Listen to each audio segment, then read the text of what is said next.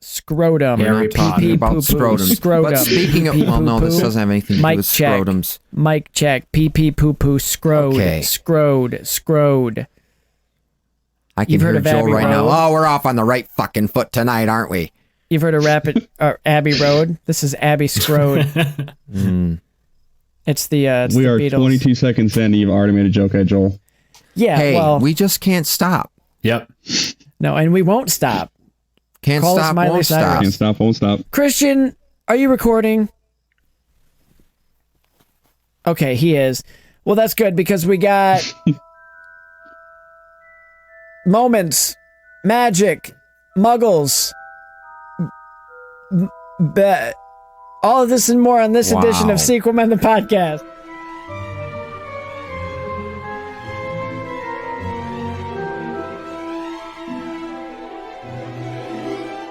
Coming at you, not live from the wizarding world. Two men talk about the films you care about. Or don't. It's the Sequel Men Podcast, and it starts right now.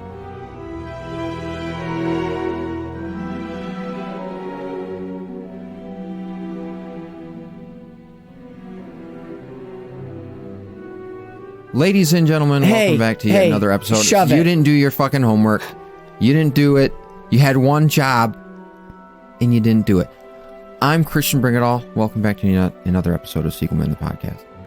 Fresh off the boat, or I should say plane, because I just got back from... Oh, Spencer, lower the volume of your headphones a little bit, because I can hear you. Don't want to bleed over in the microphone. As low as you can. As low as you can. That's as low as I can. Ah, okay. All right, finish it. Finish the things. Finish it. Sequel Men the Podcast. We're here on the finale to our Harry Potter franchise. 3 months later. 3 months later. But you know what? We had, things happened and... That's right, things did happen. Oh, you're getting... That's Christian Spencer. Hi, how are ya? To my... You know what? No, I'm not going to give him the Joel treatment. No, don't talk about our guests. Because only Joel is that. We have a couple guests that I'm going to get to in a sec. Follow us on social media and shit, please. Thanks. Appreciate that. Facebook. Sequel Men, the podcast. Instagram. On Instagram. Okay? Sorry, I just said that. And listen to us everywhere. The Podbean and the Spotify and the Pandoras, all those. Listen to us wherever you get your podcast. We have a couple guests on this wrap up. It's been a while since we had a guest. Joel doesn't count. He's basically he's just a lazy host that shows up whenever he wants. I don't give a shit about those movies. We have super fan of the Harry Potter, been bugging us to be on the show. Christian told me. Ever since he learned about Harry Potter. Ben, say something quick. That's me. That's me. Welcome to the show, Ben. I'll give you a warmer welcome than him. That's beautiful. The other guest we have, another super fan. You've heard him. You love him. He has a podcast from our cousin podcast, The Going Off Topic. We have Brandon Popp Goes the Weasel. Hi. Hey guys, thanks for having me on again. Hi. No problem. Christian, don't talk over his intro. I said hi. I said hello. Okay. Well, y'all know why we're here. We're talking about the Harry Potter movies. Finally, in this wrap up. Are you sick of it yet? I'm not. I'm not either. Let's go around the room. And just give us a brief 2-sentence what Harry Potter means to you, starting with Ben. I really dove into Harry Potter like when I was 12, 13. Parents went through a divorce. New school, no friends, and I just threw myself into it. So it means a lot to me. And now you have a bunch of friends. I do have a bunch of friends from now. Harry Potter. That was more than 2 or 3 sentences. I apologize. And they're muggles, and that's okay. Brandon, go. They are. Does it have to be 2 sentences? Sure. No, doesn't have to be. I guess it can for be you. as long as you want it. That's what she said. That is not true. Give us a brief. Okay. So the Harry Potter series, to me, since the late 90s, I got into the books. My mom and I got really close reading them together, and my grandpa got into reading them as well. And we kind of just like hand each other off the books once we got it, done. But then as movies came out, we got more people to enjoy it as well. And yeah, it was just a really good storytelling for young adults and kids. And it's just a really fun, great series. I love everything about it. It's awesome. That was more than 2 sentences. No. Christian, why don't you go? I'm going to hang up here. Oh, no. All right, well, thanks for being here. Sorry, Christian ruined your night. I'm kidding. I'm kidding. Is it my turn? Yeah. Okay. Harry Potter means to me it's just, I grew up watching the films, and then I started reading the books. But I used to think it was stupid, like I said earlier on. I used to think, oh, Harry Potter's stupid. It's just mad. Like, it's stupid. But then, over the years, You can hear me? Nothing. No, just stop. Just ignore me. He's doing the Toby thing. Just ignore me. He's doing the Toby thing. He said he's going to kill me. No, but I grew up watching it, grew up reading them. A lot of nostalgic, fond memories when I was doing those things. From the games. The games are amazing. Chamber of Secrets, Prisoner of Azkaban. Those are the 2 top ones. And Sorcerer's Stone for PS1, like I showed you, Ben, before we started recording. Classics. Yeah, I saw that. Classic. The soundtrack, John Williams. Classic. John Williams' soundtrack for Sorcerer's Stone being my very first album that I ever owned. It's a special franchise. And over the years, I've begun to appreciate just the meaning and the themes of it, like adolescence. Just the reader grows with the books. And it's gotten me thinking about how everything's like kind of surface level. You start just diving into this world at the beginning. And then as you get to year 4 and 5, like things start to get darker. Things are maturing. You begin to learn more about the characters and their backgrounds. And it's sort of how it reflects reality, how that happens when you get older. Like someone you knew when you were a kid, you learn more about them when you get older and they don't treat you like a kid anymore. That sort of idea. So that's what I like about it, too. All right. Spencer, your turn. Okay, you sure? All right. Well, Av, if you've been listening and following along, you'll know that my connection is my grandma and grandpa, after a long discussion of whether or not they should get me involved in these books because magic, they decided it was okay. They got me my first book, and they didn't stop. Even when I stopped reading, they completed my set. That got me into the books. The books naturally got me into the movies. I carried on with the movies, went back and reread the books. And I just remember, we had that was always something to look forward to. The new book, Grandma's getting me, she always wrote in them, and I've been reading those and posting those.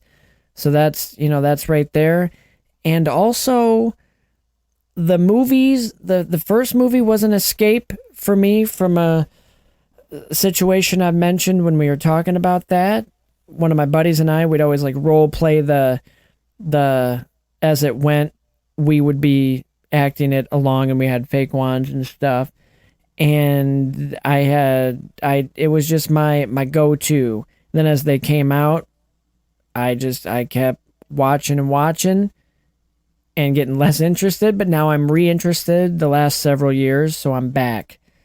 And that's back that. In the saddle. And I'm doing something different, just so you know. I'm just going to hop right into it.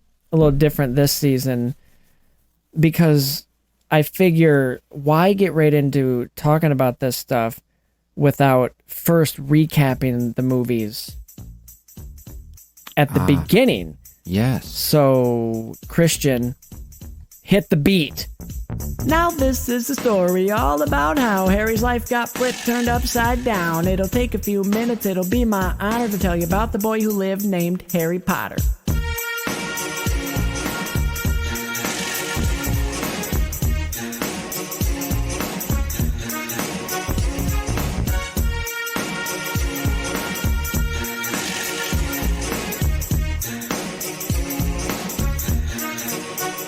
In West Country, England, he was born to fly. He looked like his father, but he had his mom's eyes. Wands out ready for you-know-who. He had a bunch of followers he collected from school. When Voldemort arrived, he was up to no good, shouting out the killing curse that nobody should. He got one little scar and the world was scared. Now he's chilling at the Dursleys, living under the stairs. He waited and waited for something to change, but then Hagrid barged in and saved the fucking day. He gave him his owl and his Hogwarts ticket. Harry sat by Ron and they decided to kick it. Years pass, things go bad, from drinking Polyjuice potion to dark arts class. So Voldemort needs a stone to come back? Harry turns him to ash. But wait, there's other threats, the mentors and the rats, secret chambers too, and books that fight back. He don't know what he will fight when he's here. I hope he's prepared for the Slytherin air.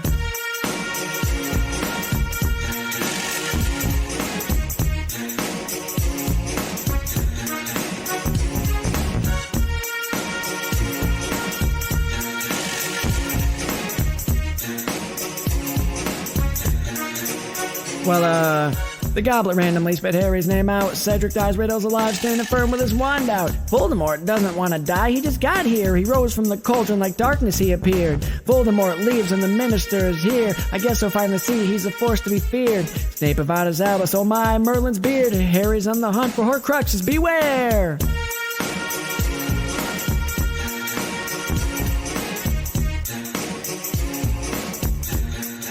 He showed up on the beach with Dobby the elf. He defeated Voldemort with Expelliarmus. Neville killed Nagini and he's finally hot. Harry Potter knows without his friends alive he'd be not. Sequel men, Harry Potter wrapping it up. Check it out. Like us on Facebook and shit. Oh. And there it is. I figure... That's amazing. I figure as relevant as Will Smith is now, that song really slaps. So while you were doing that, I've prepared a couple beverages for us for tonight. Oh, just for he and I. Half of us. For half of us. Sorry, I told Ben before we recorded. I wish I would have told you guys. I forgot to reach out. Where's that fork? Well, guys, now that we're all caught up, and we know the story of Harry Potter, I think we should first start the conversation with just where each movie ranks for us, starting with 8, going up to 1, and I am going to randomly select... Brandon, you go first. Oh, my. Well, I think you're going to be very disappointed with my list, Spencer. So at number 8, we have Order of the Phoenix. Yeah, I might as well just leave. Number 7, Chamber of Secrets. Number 6, Goblet of Fire. Number 5, Prisoner of Azkaban. Oh. Number 4, Half-Blood Prince. Number 3, Deathly Hallows Part 2. Number 2, The Sorcerer's Stone. And number 1, Deathly Hallows Part 1. That is absolutely ludicrous. What was that? Doesn't make any sense. That's ludicrous. That doesn't make any sense. What do you mean it doesn't make any sense? To have Deathly Hallows, the worst one, as your number 1. It is not the worst one. What? I love the filmmaking. Sorry. Yeah, no, it's great if you like if you're a big fan. Oh, sorry, it's a road movie, therefore it's the worst one. If you're a big fan of The Last Jedi and slow chase scenes throughout the whole thing, then yeah, it's a great film. Before we go any further, what is that? What does it look like? For the listeners, Christian is holding up what looks like it's not a butt plug. A little vial. It's in the shape. It's in the shape. Does that look flared to you? No. Let me finish. It's in the shape. See it. It's in the shape of Felix Felicis, but it is his urine. No. Oh, this is Felix. No, I'm pretty sure it's a butt plug. Wait, is that a luck tonight? Yeah. Is that a kidney stone in there? I think so. It's Liquid Sweet from Harry Potter Land. I went to Harry Potter Land. Here, I'm going to put some of it in your Butterbeer. Get a little luck. What is it really? I don't know. Oh, it looks like honey. Is it honey? What do you mean you don't know? I don't know. It's labeled liquid sweets. I hope it's not poison. Dude. There, now we got a little bit of luck. Ugh. Okay, I do want to say, though, really quick. Yeah. I wanted to get Half-Blood Prince a lot higher up because it is my favorite book. However, things just didn't work out. Overall, like, as a film, it just doesn't slap overall. It's still cool looking, but yeah.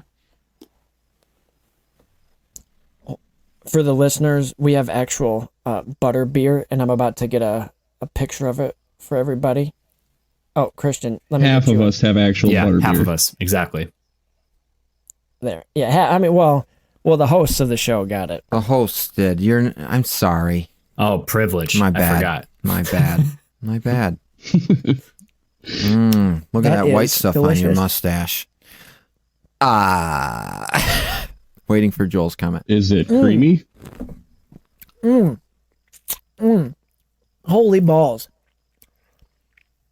That is delicious. Man, I took time, my own personal time, to watch two men drink butterbeer. This is yeah, blow me. Oh, just kidding. Oh, a little bit. Christian went. I went to Florida. No, not Florida. The reason we were so delayed in recording this wrap up is because Christian took a little vacation. It's relevant. It is relevant. Go ahead and tell us where you went. I went to California for Star Wars Celebration, Anaheim 2022. But yeah, it was a lot of fun. We'll probably talk more about that on the 100th episode. But I went to Universal, and I'll tell you right now, I need to have someone come with me next time because it's not as fun by yourself, Brandon. I could just see your ghost walking right next to me, and I was like, high five. Oh, there's air. Nothing but air. So he went to California, and this one's for Joel. He went to California. Oh, boy. The same way he I apparated. Goes about his regular life by himself. So Oh. That was the Joel laugh. Oh my gosh. Now he has a wand. Whose is this? Put it back in your pants. Whose is this? That's mine. No, but whose is it? It's one of the generalized ones that you can get to interact with stuff at the park. It's oak. That's the oak wand. Oh, that is neat. We'll have to take a picture of that too. We'll start talking about the movies here in a second. Sorry to keep you Sorry, waiting. I just need to do the show and tell. That's a good... The swish and flick. Yeah. What is that? 10 ounces? There's not much showing right now. It's mostly just telling. Smooth shaft. You want to see my shaft? I'm holding it in my hand. Oh. Why, yes, I have one right here. It's bulky, but I consider it carry-on. Sturdy like oak. Ooh, that was good. Okay, Ben, now that we've had a little sidebar, Ben, you can go ahead and rank your movies for us. So mine were pretty much the opposite of Brandon's. Almost, but completely. But coming in at number 8, I have Chamber of Secrets. And then at 7, I have Deathly Hallows Part 1, Half-Blood Prince, Order of the Phoenix, Deathly Hallows Part 2, Sorcerer's Stone, Goblet of Fire, and the best one by a mile is Prisoner of Azkaban. That's a solid list. That makes more sense than Brandon's. Thank you. Yeah, Brandon's I don't know. He must have been under. I can't believe you had Prisoner of Azkaban still low. Yeah, that surprised me. He must have been under the Imperious curse when he came up with that list. Okay. I usually don't want to elaborate on these when we're just ranking them, but I do want to know why your Prisoner of Azkaban was so low, Brandon. And then I also want to know why Part 1 was your number 1. Deathly Hallows Part 1. Yeah, is your number 1. I would like to know why that's your number 1. Asking what my number 1 No, was. I want to know why that's your number 1. Good morning. Why... How are you? Yes. Prisoner of Azkaban is on the lower end, not bottom, just lower end.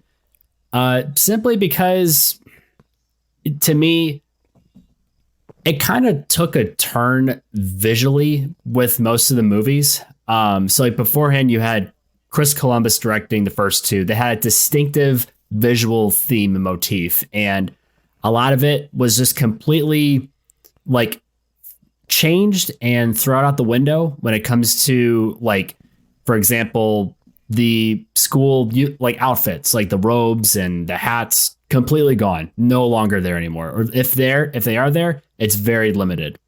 Alfonso Cuarón, I do like him as a director.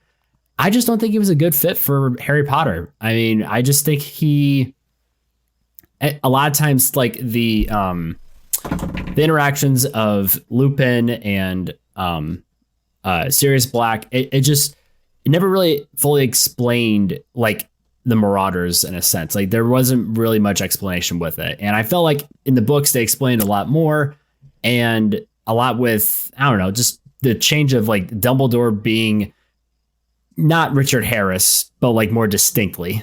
And I still enjoy it. That's the thing. All these movies, I still very much enjoy, but you told me to rank them.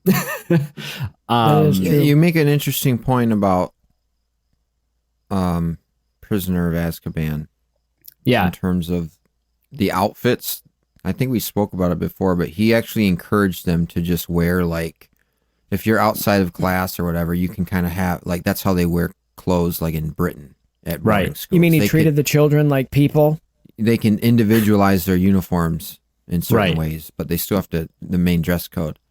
Which is true. To me, I felt like this is a fantasy book and it kind of goes outside of reality a little bit. So in a way, you kind of give more liberties to what you can do. And I feel like as reading the books, I mean, we go in this loophole where like, you know, oh, it wasn't in the book, blah, blah, blah kind of thing. But in this case, I feel like it was a very distinct choice that she made to have them pretty much always in their uniforms like that. And that, I don't know, like visually just things look different in a way. Not it's bad. Just I felt like it was like a drastic change of like how the sets look, how the creativity was more towards the director's end. And you don't see that with any other movie.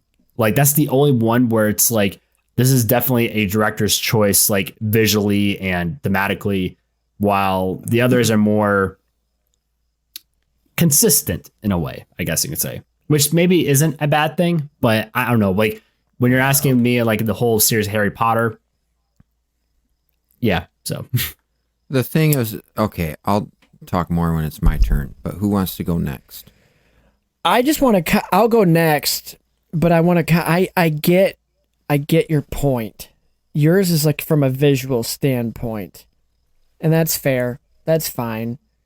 I still don't agree regardless, but I don't have it as my number one either. Always the contrary. So I'm gonna go next. Okay, go ahead. Number 8. And Brandon, you just hold your comments till the end.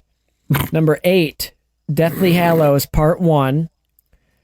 Number 7, Chamber of Secrets.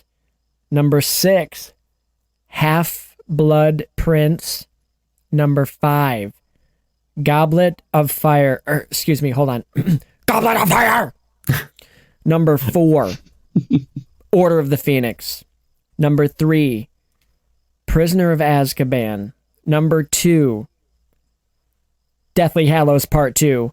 And number 1, because it's more than a movie to me, and I'm not even going based all on quality, although I think it's good, but this one means the most to me, and that's Sorcerer's Stone.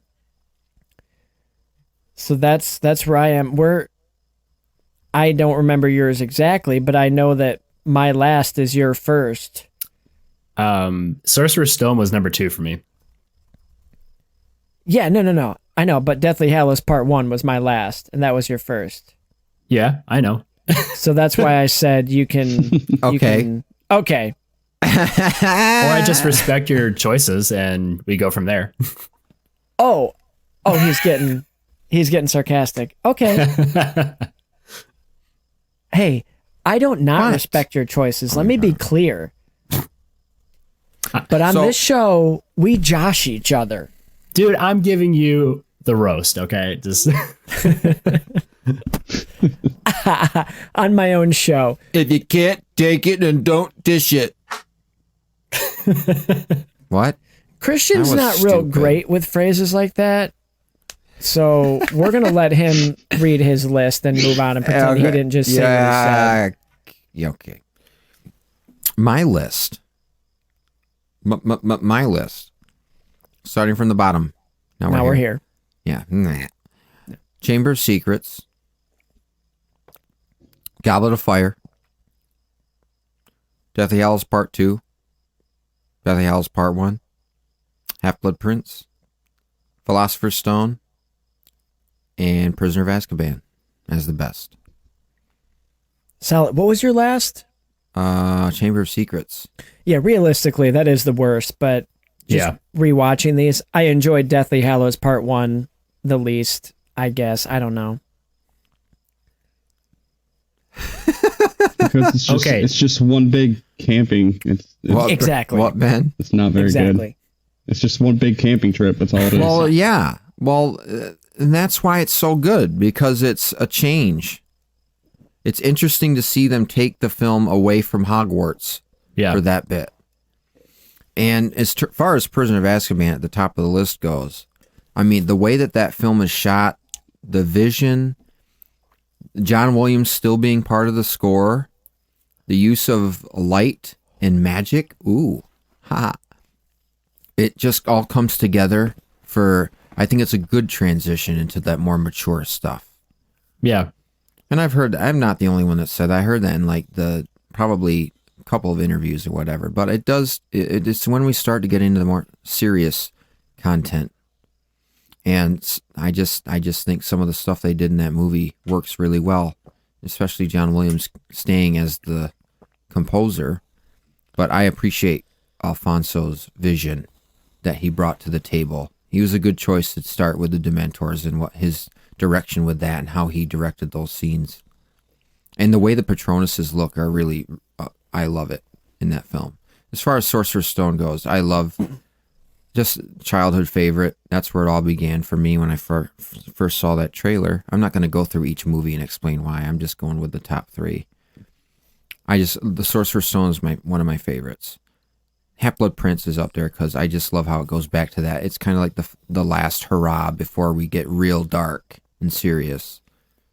For those of you that are into drinking games and are listening carefully and keeping score, every time Christian mentions John Williams, take a shot. It's a cheap joke, but it's one I had to make.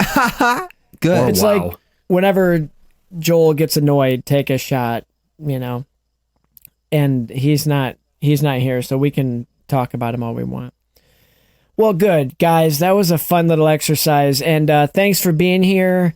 This happy to have really you, but that's it. No, guys, we're kidding. Oh, what if they actually left? What'd you say? What is that? What if they actually left? Virus protection. Oh, phew. Don't worry about it.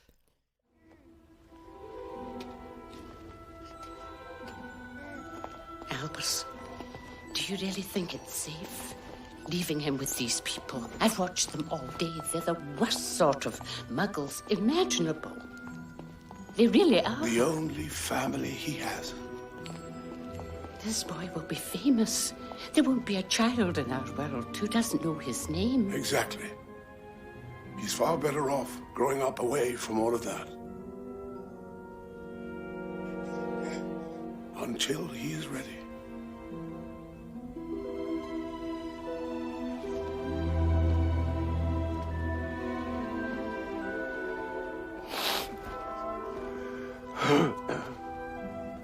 There, Hagrid. It's not really goodbye after all.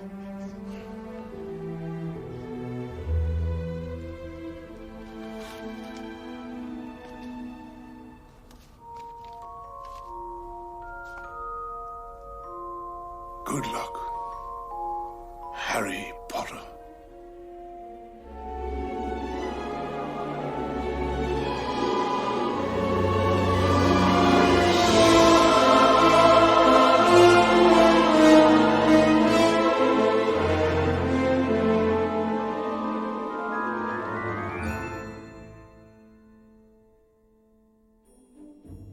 And now we're just going to do it how we usually do our wrap-ups. We have our 2 categories and then a fun category.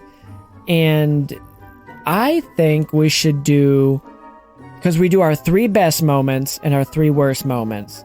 And I think we start with our 3 worst and then we end with the best. You know what I mean? Yeah, we always So do when that. it's your turn, and remember, Brandon and Ben, this is only the movies. You're going to read from 3 to 1. So your bottom to your worst. So they get worse as you read. You understand? Yep, Yes, I get I it. understand. I know, but I had to explain it for people listening because maybe they don't know. That was for them. That's exposition. That's what we call that in the biz. What? Basil Expedition. Thank you. More like exposition. Who went first last time? Christian, you go first. Give us your 3 worst moments of the Harry Potter franchise. Okay. Well, number 1 worst. It's going to be the whole ending of Order of the Phoenix inside the Hall of Prophecies. That's the one of the worst. Tell me why. okay. Tell me why you didn't like it. I just want to know Why? briefly. Because it's such a dilution from the book and it's such a boring set design, in my opinion. Too dark. It's just a long black hallway with orbs on the wall. Like, it's boring. I didn't write them down, but I had them in my mind before I came here, and now I'm drawing a blank. But I will tell you, number 1 worst, and I know I'm kind of skipping over number 2. Well, don't. Well, Wait. Christian, he just said 3, 2, 1. 3, 2, 1. 1, 2. And now you're going 3, 1, 2. Before we go on with Harry Potter, Ben, I have to know, where are you? I'm at my work right now. Are you working? No, I'm sitting at my desk. No, but are you on the clock? No, I'm not. Oh, you just went there to record? Number 2. I did. Okay. I'm trying to have a so conversation. sorry. Nobody Oh, else. man. Quiet I in don't my know house. Ben that well. I'm trying to get to know him. Jeez. I'm So sorry. this is my work. This is where I make theater chairs, Yeah, Oh, sick. movie theater we're gonna chairs. get new Good job. Well done. They're very comfy. Thank you. and they're coming to the Grand Haven 9. Oh, those they are. type of theater yeah. chairs. Yeah. Yes, sorry. Nincompoop. We make those fancy recliners.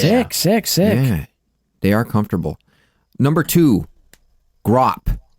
The whole grop stuff. Cut it out. Get rid of it. No point. Dunzo. Find a different way to deal with Umbridge. And number 1. Did he even have anything to do with Umbridge? Oh, I guess, yeah, he did. Distraction. Yeah, in the movie. Yeah. Yeah. Yeah. I'm distracting you, you turd blossom. Well, like Then if they have a dance off. If they had Grop in Deathly Hallows Part 2, I think I would have just kept him in there, but they didn't use him again. So it's like, Exactly. why? Right. There's no point. Why do you even have him in Order of the Phoenix? You can get rid of him and put in St. Mungo's or something like that and do more with Thank you. Neville's Yes. more with Neville's parents. and Exactly. Lockhart. Exactly. I Thank you agree for with filling that the blanks. 100% now that you say it out loud. 110%. Yeah. Let's have Grop ring a bell on a bike. Okay. Like, I forgot about that. I mean, it doesn't Christian, that was go a gift. anywhere. So guys, we're just going to go over the dailies real quick. All right, today we shot Grop ringing a bell. That took about fucking 8 hours. We also shot the St. Mungo's scene. Very emotional, very world building, Yeah. give some depth into Neville. So we got to edit one of these bad boys out. What are we thinking we want to keep? Something that's worthwhile to the story, or something just to say we threw him in there so you knew him? Yeah, no, I thought so too. Keep Grop, right? Yeah. Are we going to use him again? Fuck no. That's why we're keeping him in. Yeah. And then never use them again. Exactly. You know why? You know why Exactly. though? It's because it keeps the kids' attention spans going. Ring, ring. It's like yeah. You may have just made a fact. You may have just made a fact. Here's another fact. Number 1, the whole final battle scene between Harry and Voldemort in the conclusion of Deathly Hallows Part 2. Yeah, I agree. Nope. They botched it. Yeah. In my opinion. Although they did 100%. botch it by what was set up in the book, I will say overall, this time watching it, I was like, yeah, this works for me if I had never read the book. So I get it, but also it would have been real badass to have that in front of everybody and have him just fall like a human. Yeah. I would have preferred Absolutely. That tentacle cloth part was weird. I mean, I liked that. That stuff to me could stay, and that could be the extent of one of the changes. But have them, I might even get rid of the flying section completely. That whole But have them land in the center of the Great Hall. Well, I don't know if you guys knew this. That was originally, this was going to be an NC-17 rating. That was going to be a hentai scene. Well, I'm thinking like you're that lying. Whole sequence was made for trailers. That wasn't actually made for the movie. That was made for the trailers. That's the whole point of it. I'm guessing. Like And then they that kind was of like keep a all stuff, secret. but it's like let's market this movie to make it exciting, even though it wasn't exciting enough as it is. That's my Aberforth impression. Keep secrets, you tell me. Did he ever mention my name? Did he ever mention hers? That's not bad. That's pretty good. Christian's That's a boy's impressions answer. are low-key very good. Like, he has a catalog of impressions that he's very good at. Like, he The gets order the is inflection. His finished. Yoda one. His Yoda impression's the best one, though. Fine, do it. Get it out of your... Yep. Yummy this is.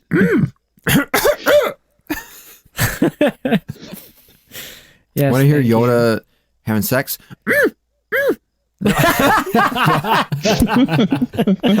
Okay. No.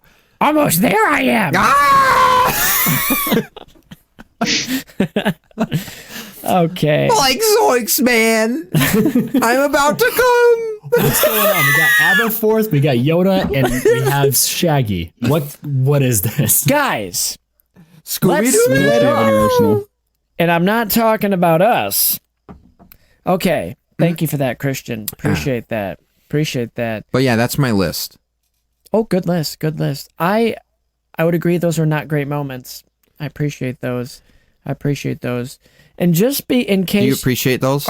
in case our two guests are worried, once we get through our little categories, we'll open it up to a general discussion Absolutely. of this stuff. But we got a schedule to keep that we never follow, so It's more of a series of guidelines. yeah. And speaking of guidelines, who should go next? Ben, What are you doing?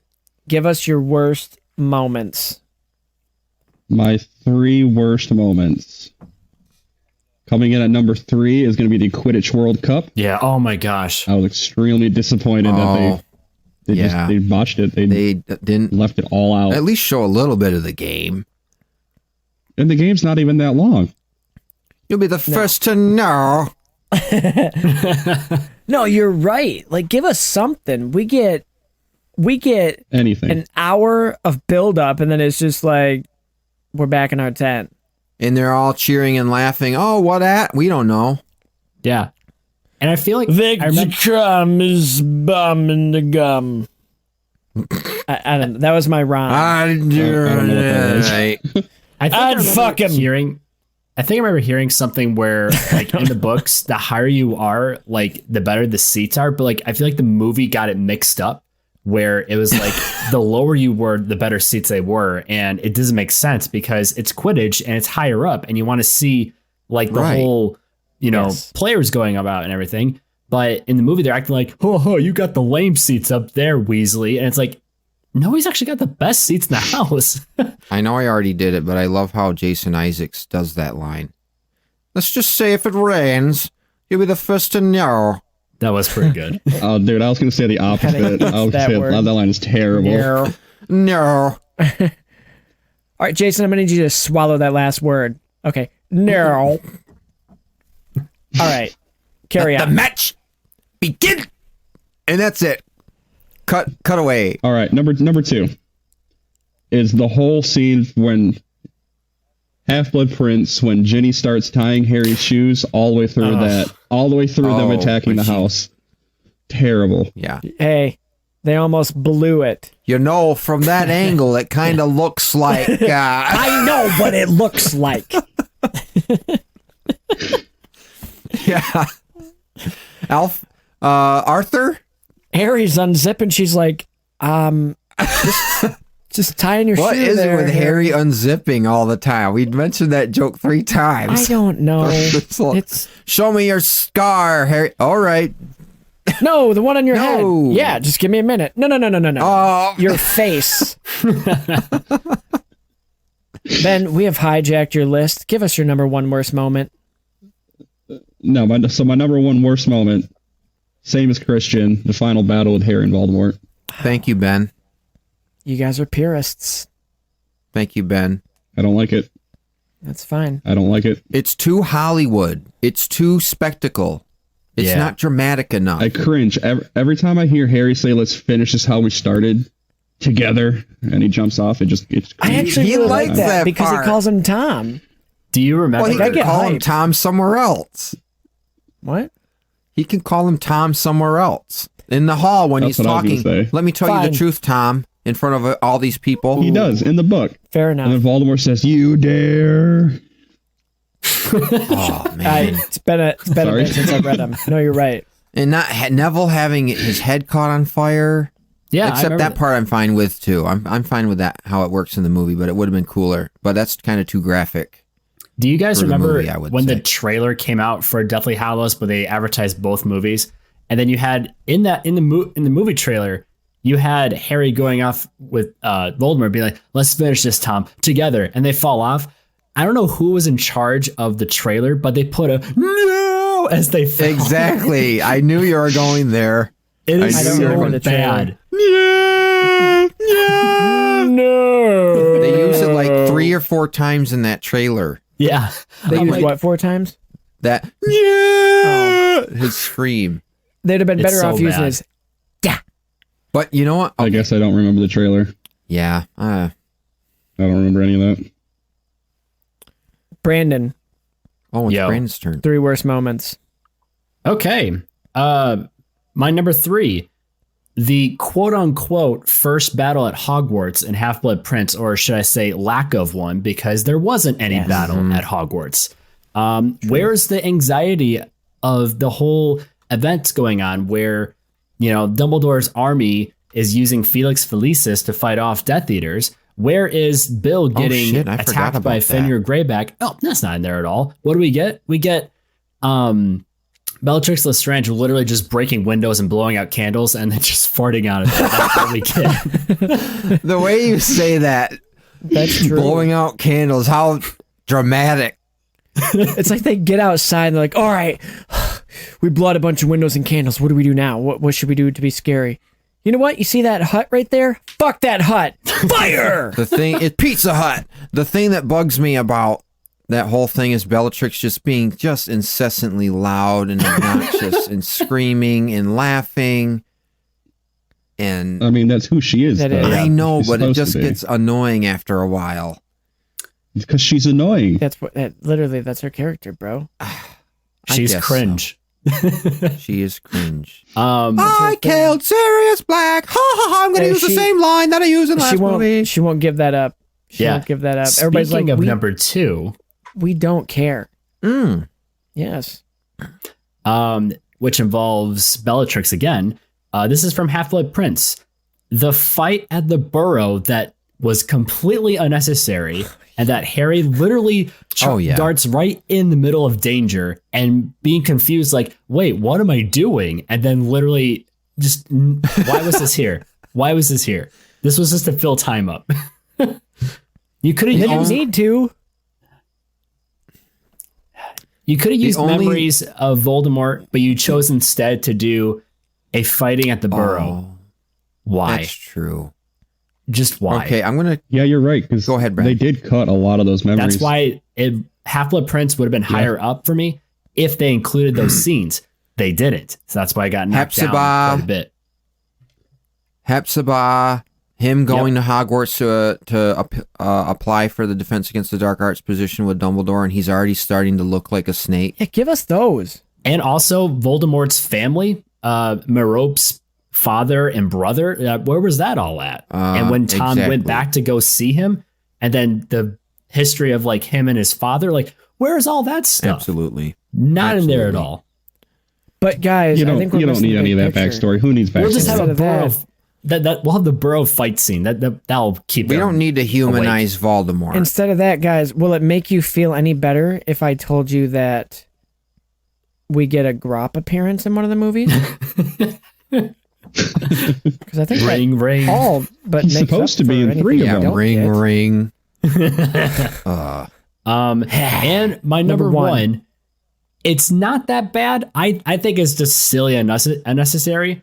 But when Argus Filch was running in the Great Hall to tell Dumbledore that the other schools were coming in. What a tool. Dude, really? What a tool.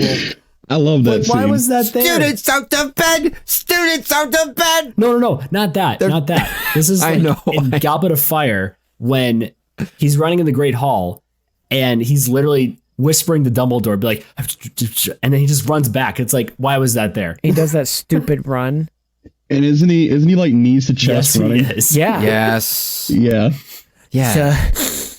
I'm training for the Olympics. So I'm running the hurdles. They made him into kind of a joke. Yeah, they did. And I don't really like Goblet that. of Fire. That's yes. Because it wasn't like that in the 3 other movies before that. What are you doing? Oh, cool. Nothing. Don't worry about. Yeah. What about you, okay. Spencer? Everything's My worst? fine here. Yeah. Everything. How are you? Okay. Number 3. all of mine, by the way, no overlap with anybody's, and that's something I take great pride in. I guess I'm shallower. Number 3, the Yule Ball. I don't like it. It's okay. I get it. But it's in the why? thing. It's fine. It's important for, they're teenagers. They're hormonally not sure what to do with their private parts. Whatever. It's fine. I don't want to sit through it. I want to pour this on your lap and go, oh! Don't do that. Number 2. All hands on deck, Miss Granger. Number 2. I'm going to keep with the dancing theme here. Just took me right out of the movie for a second. Harry and Hermione dancing. Guys, just get naked and do it. Like, you should have ended up together. We all get it. Don't stop. Or do stop. Don't dance. It's not happy. Don't be happy. Harry Peter. Yeah. Oh, nice. I get it. Like if his penis had hair. No. Yeah, that's for the people that Can you imagine Voldemort? Never mind. Walking in on that. Forget. I'll give you a minute. I'll let you two finish.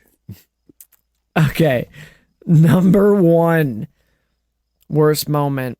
Did you say your number 2 already? Yeah. Harry and Hermione dancing. Okay, They're gotcha. just talking sorry, about I thought it. I interrupted you. I pulled a Mikey Plamond and sorry. Number 1. Harry snapping the Elder Wand. Yeah, that was dumb. Fix your That wand almost made first. my That was list. dumb. That almost made my list. Fix your... It was dumb because one of 2 things.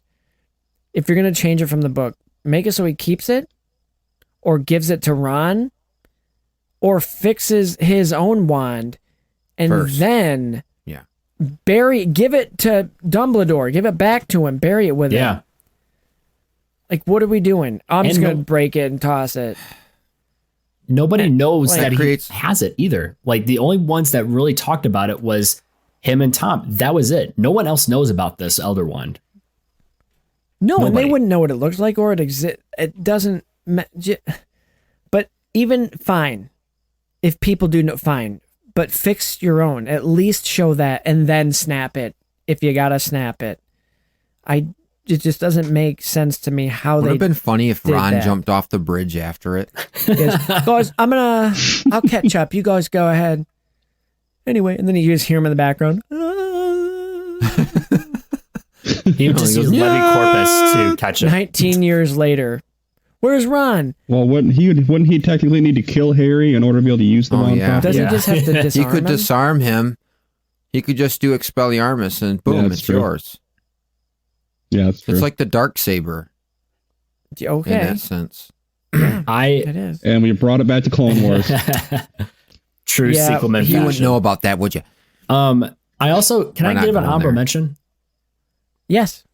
I also like to give an honorable mention for a worst moment of Ginny Weasley casting a spell in the Department of Mysteries and having it lead to nothing later on. Because the way it was shot in the movie, it was like saying, oh, look how powerful she is. That's going to be really important later on. Never leads to anything at all. Yeah. It's just there to be like spectacle. What? It was just a really, Doesn't she say Reducto? Yeah. it was a weirdly They kind of shot botch scene. her Spell. character in the movies overall. She's way cooler in the books. Yes, very cool. Like she has stuff to do. She's funny. And then she's Snarky. just there to... Well, in the to- movie, I think the rationalization is she does Reducto and it causes the place to blow up. So it's their way out, I guess, to escaping. Creates But did that urgency. show it, though? But yeah, she shot the spell, and then after she shot it, everything started falling off the shelves. Yeah. Yep. But I just think they should have done how it make it closer to the book, Yeah. where But do you're you know- going through different rooms with the brains and Ron and all that stuff. And Oh, that would have been Yes. so great. Like everything in the mysteries department, like literally you have the weird space room that they were in. You have like the Death Eater that's head turned into a baby. Like, you know, where was all that stuff? That would have been I want to see fun. that. Those are And- deleted scenes, probably. And Ron Important getting scenes that we don't loopy put in that final. from the brains. Right. I like David. David Yates has done a fine job with these movies, but I've noticed all these changes are in the movies that he's directed. And it's not necessarily his fault. There's writers too, like Steve And Kloves. producers. And producers. But we never talk about the Sphinx getting cut out of the Goblet of Fire maze. Like we never complained a bit about that. And that's curious as to why. Oh, I complained about it when that first came out. Okay. I'll Absolutely, be honest I did. and I'll say that as much as I do prefer the book version of that, I don't think it was a bad thing that they changed it to that because it flowed well. Like it was paced very well. It was suspenseful, anxiety ridden, and it turned out to be well. I guess that's why I'm not really complaining about that for the most part. But the Department of Mysteries, yeah, I'm going to complain about that because there was a lot of stuff missing from that chapters, really. Yes. Yeah. Extend that end. Get rid of Grop. Extend the end. That's what she said. What? Nice, dude. Extend the end, though? I'd rather them add the St. Mungo stuff in over the ministry stuff. Yeah, Right. Yeah, that would have been 100%. great. Would have loved to have seen that. Gilderoy. Right, yeah. Like a little cameo. Instead, we get some half-assed explanation of Neville's family when he's standing in front of the mirror. Right. Well, the thing is, they set it up to And like, then all they right, have him we're going to making out with find out Cho about right this after. kid, and then it's just a couple lines. I'm Sorry, I proud talked that they're over my you. parents. Cool. Do you want to get out of here? All right. Cool, Neville. Cool. Cho, get over here. There's mistletoe up here. Cool. Neville. We're actually closing, so Wow. if you don't have any questions, you can take that picture. You can take that picture with you. That's your picture. Go ahead and take that. Just Oh, wow. But if reminisce. you could get the fuck out of here, I need to make Get out rid with of Joe. Robert Thanks, bye. Pattinson. Yeah. I want you to take that picture. I don't want him watching for what I'm about to do to one of the other students. Oh, yeah. They so. make out right in front of his picture, don't they? Yeah. Wow. Isn't that mistletoe? Yeah. Aren't those Neville's parents? Let What him is the line watch. from Batman Returns about the mistletoe? Mistletoe can be deadly if you eat it or something. Yeah, something like that. Rubber lips. Let's get the Batman and taste out of our Robin. mouth with our best moments. And I went last, so I'll go first here, if y'all don't mind. I have an honorable mention, and this is going to seem like a weird thing, but I just always remember it as a kid. It was just fun to me, is when Harry meets the Quidditch balls. I just like how they're all in that little chest and in their little compartments. They're fun. And the little that the snitch makes when he pops it out of its little compartment. Leather. It's just fun. But my number three best moment, because it's hype and he finally gets a moment, is when Neville kills Nagini. Yeah. Effectively putting the nail in the coffin for old Voldemort, more like Voldalest. Okay. Number 2. The cricket. Christian, for some reason, doesn't like this. I really like it because, again, it's hype and it's like, oh, dog. And it was one of the things they added that wasn't in the book that you're like, okay, good ad. Sirius Black is fighting. He's fighting. Harry does a spell and he pulls, nice one, James. Yeah. Love that moment. Wait a minute. I didn't say I didn't like it. I was, well, I was drunk. No, I vaguely remember you saying you didn't like it. I remember that episode. Don't use my own words against me. Nobody makes me believe my own bill, Christian.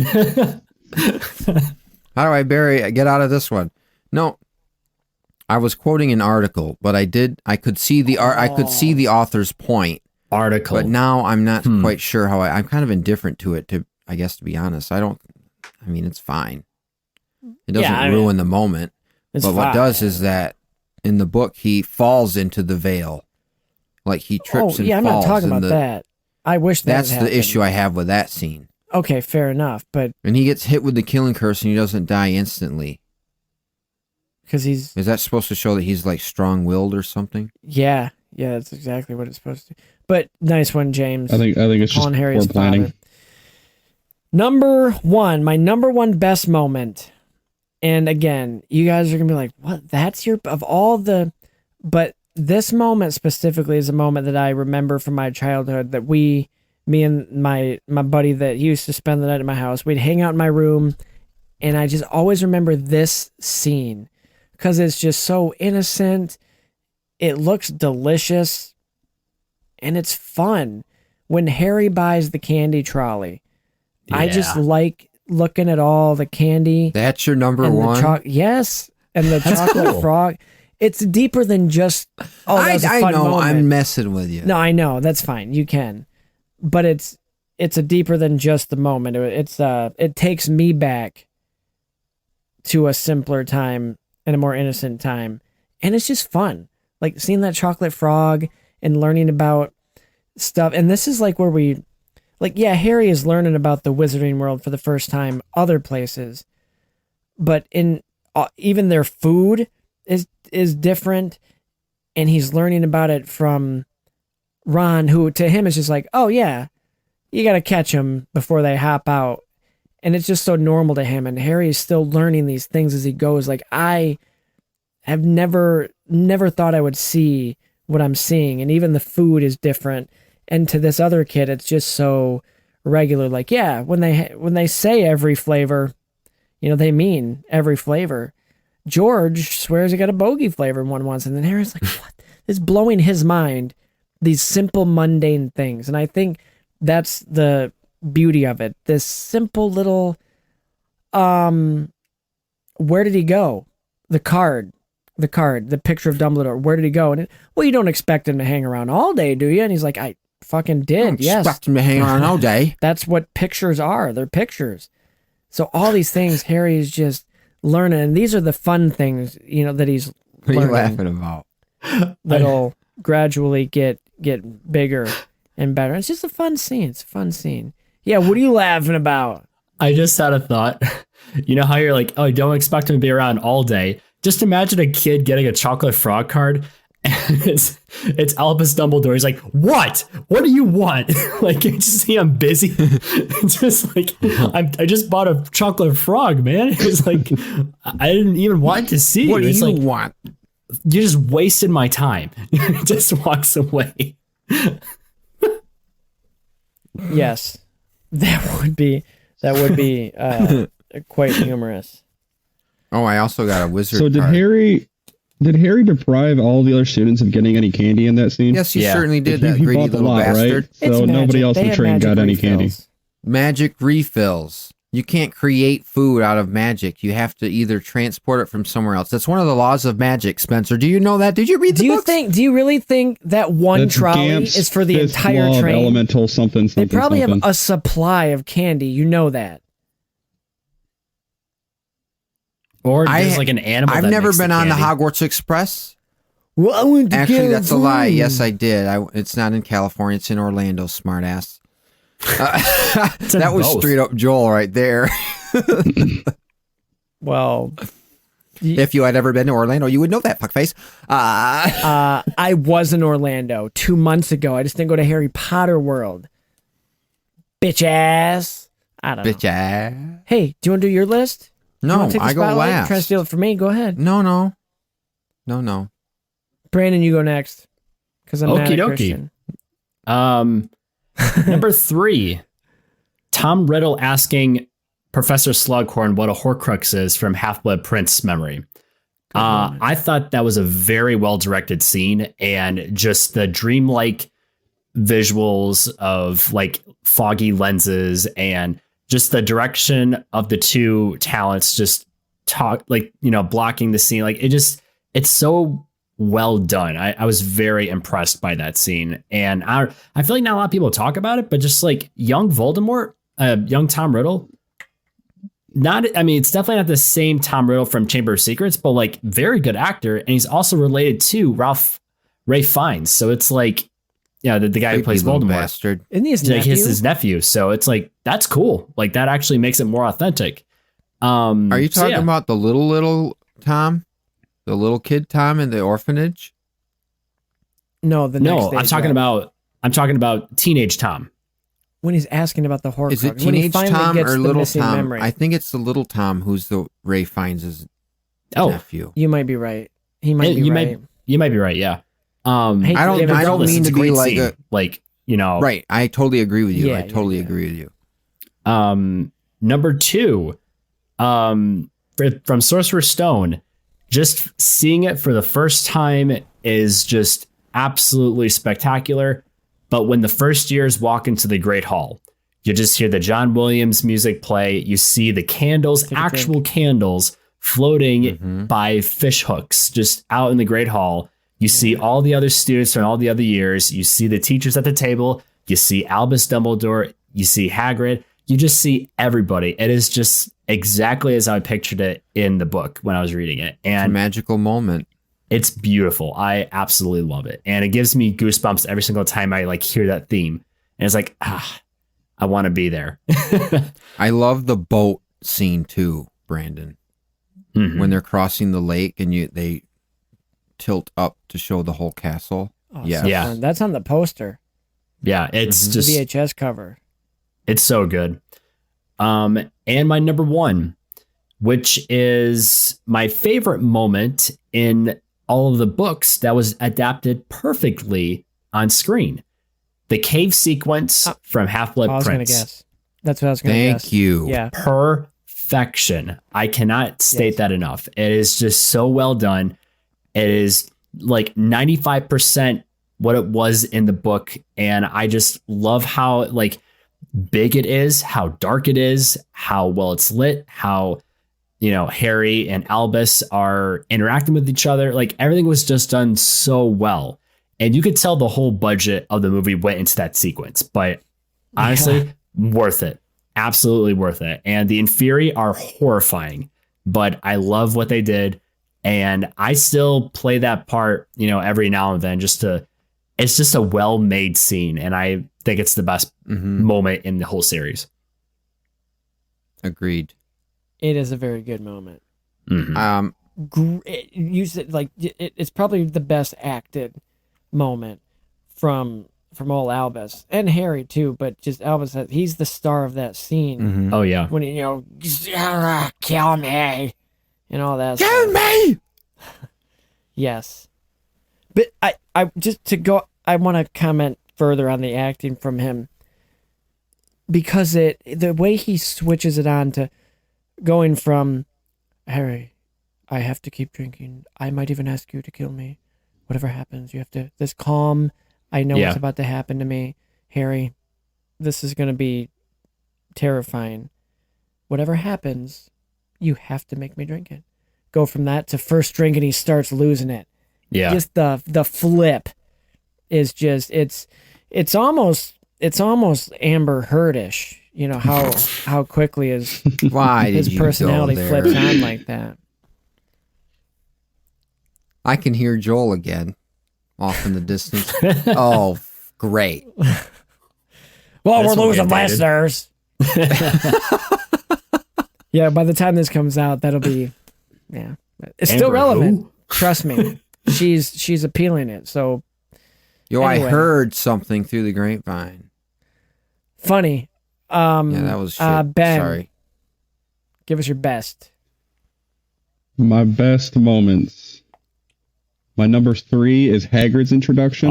Okay. When he breaks down the door and he bends the gun and dry up Dursley, a great prune. Yes.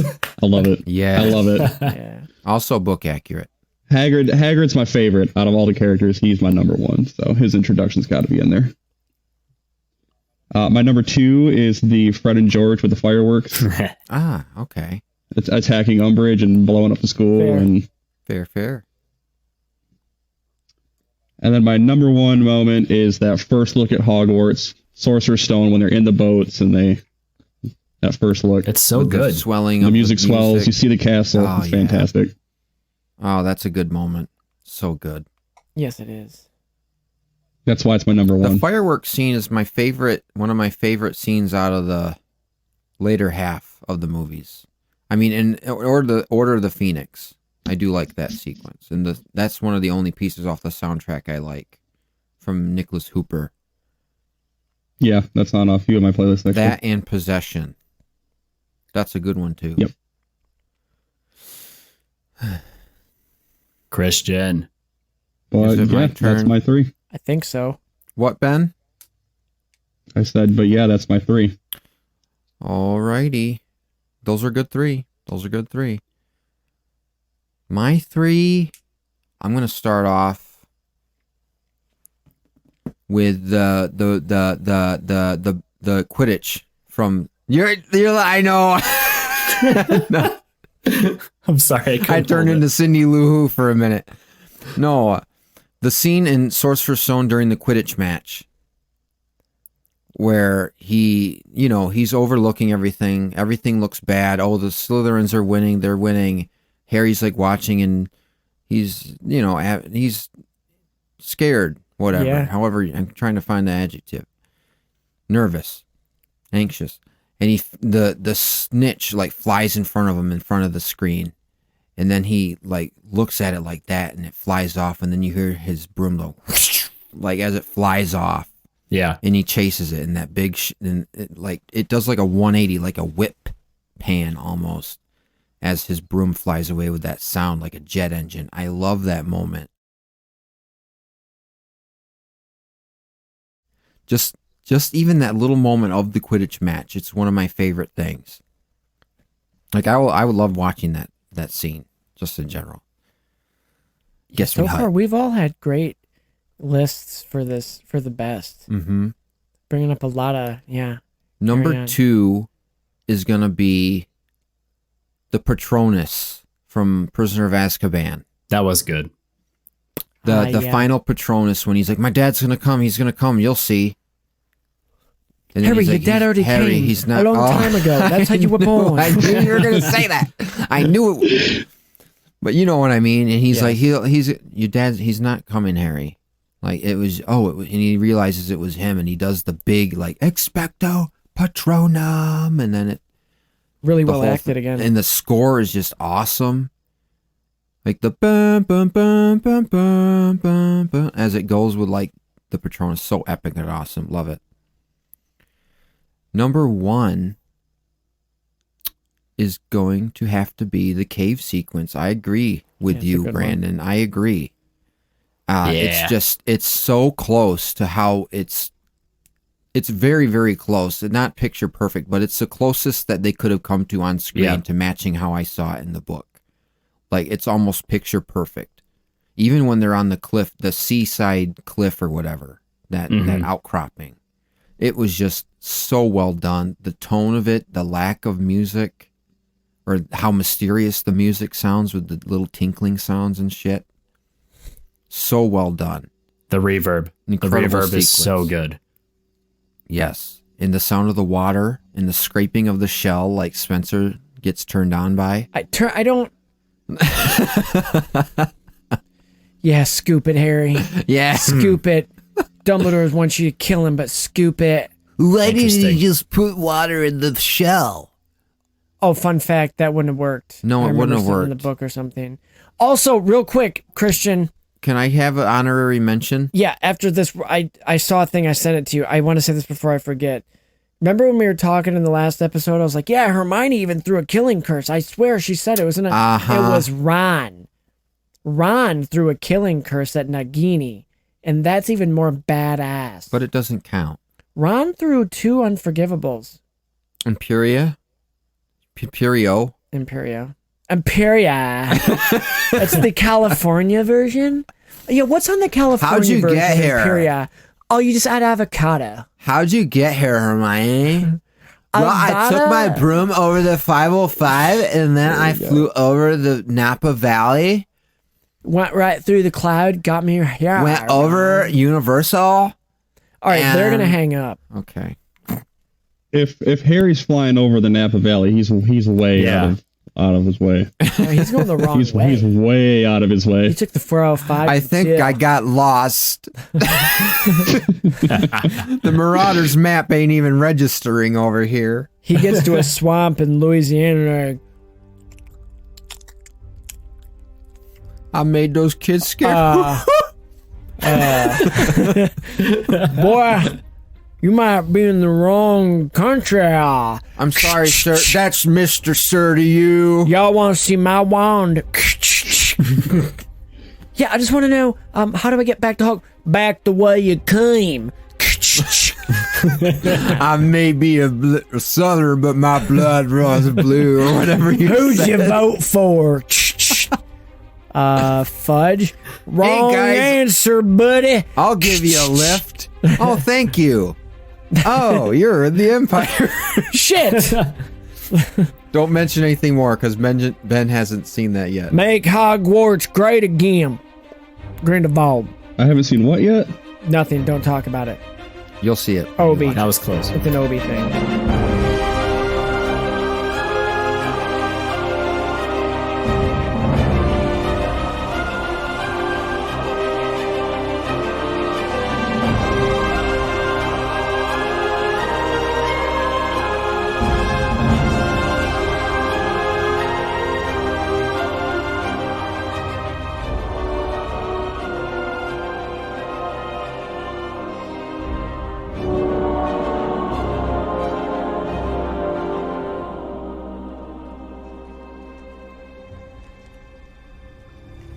Do you think the Horcrux is in there, sir?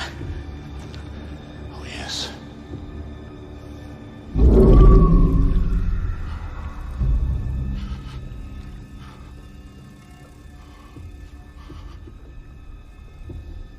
It has to be drunk. All of it has to be drunk. You remember the conditions on which I brought you with me? This potion might paralyze me. Might make me forget why I'm here. Might cause me so much pain that I beg for relief. You are not to indulge these requests. It's your job, Harry, to make sure I keep drinking this potion, even if you have to force it down my throat. Understood? Why can't I drink it, sir? Because I'm much older, much cleverer, and much less valuable. Your good health, Harry. Honorable mention. But honorary mention. What? I'm sorry. I said honorable mention. You were gonna. Say it. Oh yeah, the King's Cross scene. King's Cross Which between Dumbledore and Harry. Ah, yes. Because that's also very book accurate. Yeah. The Buffalo Wild And- Wings, man. Oh, that's what my Oh, the sister baby- said. Yeah, the baby Buffalo Voldemort. barbecue chicken Voldemort. Yeah. Listen, if I was Yeah. hungry enough, I'm eating him. I want to see some accurate, and celery also, next to him or something. It's kind of an interesting way to view kind of the afterlife. Yeah. In terms of like, I mean, that's it. Kind of, it might have even influenced the way I view the afterlife. It's like when you pass on and you're just in a white void, and you see your loved ones and see the Lord, see your loved ones and family, and kind of this kind of similar space, sort of thing. That is actually something to question, because like this is also going into the books part of it too. So where they don't really talk about faith that much in these books, which, there's no reason to, but there's like little hints and glimpses with it. So you have like in Deathly Hallows, the book and the movie, you literally have people celebrating Christmas, and you hear like, obviously you have the afterlife, and then you see Sirius's like soul come out of him with the Dementors. Like, it's there, but like it's not. And like, where's the history behind that? Because like, they don't really mention any other, like backgrounds and stuff like that. So I've always been curious about that. Yeah. I have also, because they say like, oh my God, they say that. Yeah. Do they? They reference, yeah, and they, like you said, Christmas. They're, yeah. Like they mentioned a church, like it's the local church, during Christmas Eve service. Like they literally say church and Christmas, like in Harry's town, Godric's Hollow. Like they actually say it. So it's not like like the pagan Christmas. It is like actual Christian Christmas. So it's like, okay, so where is that actually? What's going on here? Right. I know Joel is just listening to this part, but Joel, just so you know, a church is like where you go if you believe in God, and you can worship him anywhere, but that's just where you kind of congregate to talk about him, hear messages, and maybe sing some hymns, some hymnals. Those are just Joel, a hymn song. A hymn is a holy song. Some of them come directly from Scripture, and Scripture is like the Bible. Yeah. Which, again, we could keep going down this rabbit hole, but speaking of rabbit holes, Joel's like, I gotta go to mine right now. You guys can fucking chug it out your fucking. I know what Christmas is. I was raised Catholic, asshole.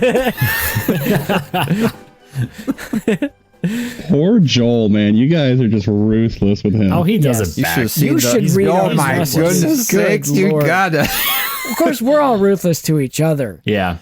If I don't ever see it from Joel. I just see you guys, or I guess I hear you guys. If you could see a glimpse into our private messages on Facebook Messenger, oh my, it got heated today, and it was hilarious. I was laughing. Make sure to tune into our 100th episode, because I think we're going to be reading some snippets.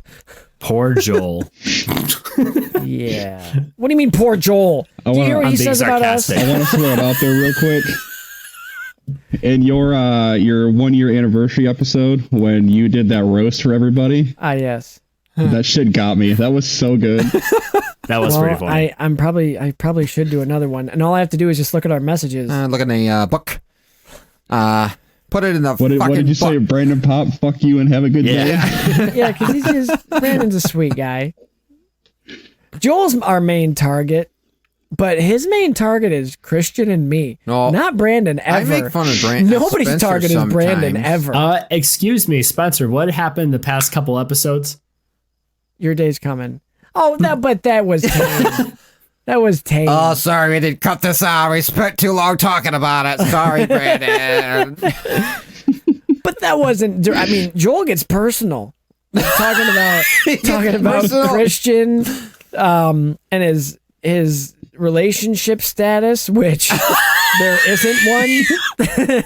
Hey, that's not true. Hey, that's not true. Single's a status, and he goes after me talking about high school. He didn't even know me in high school. He's making big assumptions. I was homecoming king, so that backfired on him. Then he's scrambling for comebacks. I'm like, listen, Joel, if I wanted your comeback, I'd ask somebody else for it. But I'm wheezing.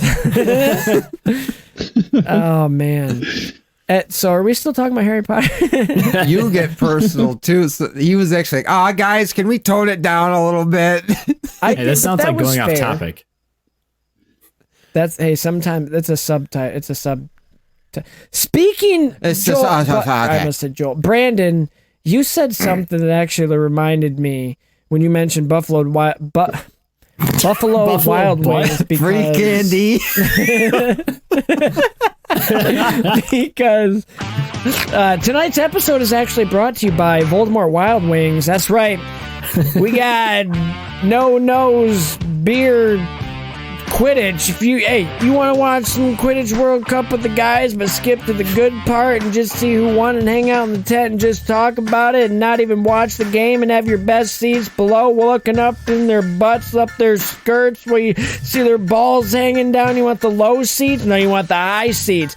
But at Voldemort Wild Wings, we got our special extra spicy Avada Kedavra sauce where you eat it, you die. Are you up for the challenge? If you're Sirius Black, you can last a little bit, but not too long, because we're going to unveil our biggest wing yet, the Voldemort Mega Wing, smothered in our Crucio sauce, which is one step down from Avada Kedavra. It won't kill you, but you're going to wish you were dead eating this motherfucker, because it's so hot it'll burn your dick off after you swallow it. It's going to go straight to the scrode. Voldemort Wild Wings, tonight's sponsor. Noses, beer, Quidditch. Here, where the happiness happens and you lose your taste buds and you die from hot sauce. All right, good take. Let's do it again, except this time don't sound like a drunken duck. Duck one. Hey, Butterbeer. Oh, yeah. Hey. No, he's just taking quick, Felix Felicis. Uh-huh. I just feel like it's the place to be. Professor. Yeah, I hate that part. I like that part. I'll just get these out of the way. We're here to mourn the passing of Aragog. I love when and we decay. I love when Slughorn is like drunk with Hagrid, and he's like, then all of a sudden, poof. So then he asks me about Horcruxes. I'm like, hey, watch your mouth. That's my wife you're talking about. No, but for real. You're gonna not want to get Horcruxes. Blimey, Harry. Listen, Horcruxes are expensive. And even if they make it to your room, the diseases you might get from... Oh, you mean the things you put your soul into. Yeah, don't... That's dark magic. I'm surprised they didn't fight it off or anything like that. Fight what off? It was supposed to be a segment. Like, it was segue, you know? Oh. Christian, because they're the drunk. Destroyer of segways. And, yeah. So. I like when he spills his drink on Hermione. Who? On accident. Did I miss that part? Slughorn. Wait. Oh, right. Good to see you, Wallenby. Yeah, when the three broomsticks. Wallenby's like, my name is Ron. He goes, yeah, whatever. You don't know your name. Hold on. Want to see my Katie Bell impression? Okay, so Christian is just making a face. I can do a great impression of a hot dog. That looks like Katie Bell. Yeah, that too. Hey. Do you want to see my impression of wizard? Do you want to see my impression of Harry's dad? Wow. What dad? Yeah. Okay, speaking of his parents, can we just acknowledge the fact that in the books they're supposed to be like 21, but in the movies they look like they're 45? Yeah, they're 43 at least. What? Like, in the first movie? Totally. They're old, yeah, they dude. do look older than 21. The parents are supposed to be older, are supposed to be 21. Yeah, they were 21 when he died, right? Yeah. Really? They're just kids. I didn't know that. Sirius Black then should also, I think, be... We have committed a great sin. But why? What? Nobody mentioned the Deathly Hallows animated sequence as their best. Oh, Ballsack. That is a great sequence. It is good. Yeah. And her narration, Emma Watson, Yeah. My mom used to say, "Man, shut the fuck up, Ron, and let her tell the story." Ron, can I tell the story, please? Babbity babbity. The brothers would have met death because he was his friend, his buddy that he met after he took the. Yeah, Ron, buddy, why don't you shut the fuck up? I'm gonna take this one. Yeah. So these two brothers. Those are the Deathly Hallows. Did you guys pick up the Twilight shade that they were giving in that part? No. So because Hermione's like, the three brothers rode by Twilight, and Ron's like, midnight. It's like, what? Oh, it's like, yes. Yeah. My mom always said midnight. It always sounded better. And Hermione's yes. like, whatever, midnight. Then Cedric Diggory comes back and he goes, you know what? Fuck you. Why does this mean so much to you? No reason yet. Give it a couple years. Bella. Stella. So Bella walked in the room and I just came. Wow. What? Because, okay. Your hands, they're cold. Yeah, they were just down my pants. What's up? What? Whoa. What is going on? I'm so confused. We've already covered it. I know, but Yeah. I love that. Go back and listen to our Twilight episode. And while you're at it, listen to our other episodes too. Thanks. Shameless plug. Yeah, kind of like your... Not so shameless Liquid Luck over to there. Joel, if you know what I mean. Yeah, he's used to them. There's no such thing as a shameless plug for him. I always thought he walked funny. You think you get used to it after a while. Sometimes. And it falls out on the sidewalk. Click, click, click. Oh, shit. What's that raccoon tail? Oh, It's, no. Chance's toy. They call me Davy Crockett. Crotchet. Oh, no. Oh, no. Anal Crockett. You think you see funny walks at Walmart? Just hang out with Joel. Wow. That's a way to insult everybody at Walmart. That's a Larry the You Cable think we Guy should write joke. that one down? Let's see the time code. We should write that one down. I think, don't you? I No. No. Whose voice is this? It's supposed to be you. So here's the thing. I just decided. No, this is you. So wait. No, hold on. Okay, I'm gonna stop Wait a you right minute. there. Instead of doing a recap rap, I was reading the I think thing. I should do just a Robin Williams recap of the entire movie at the beginning of each show. I think that would be more fun for everybody. Because I was listening to that episode. Tell us now. I honestly don't even remember saying that stuff when I did that bit, and you were like, "How'd you do that?" I must have blacked out because there's no way that I would have been able to do what I did. Do it now, right now. Just it has to come to me naturally. I'm not going make to me laugh. I don't want to. I don't want to. So, what else? General discussion time. Yeah. So, what's your Hogwarts house? Yeah. Do we gotta do our 3 best duels? We're doing that. Thanks, Ben. Forgot about those. No we are problem. doing one more category. At least somebody's on top of it, right? Yeah. Our 3 best duels / fights. Ben, since you remembered, start us off. Gladly. Coming in at number 3 is the Molly and Bellatrix fight. Okay. Forgot about that one. Not my daughter, you bitch. That's good. Number 2 is going to be the Harry and Voldemort in the graveyard in Goblet of Fire. Yeah. Yeah. And then I think the winner by a mile, by 10 miles, is the Dumbledore Voldemort in the Ministry. Yeah. 100%. Yeah. That's a good one. Man, the 2 before that you mentioned, I don't know how those slipped my mind. I mean, I have decent ones, but those are better, I think. I'm not changing it, but man. Brandon. So, my 3 bests actually aren't duels, but they're all fights. Yeah, that's fine.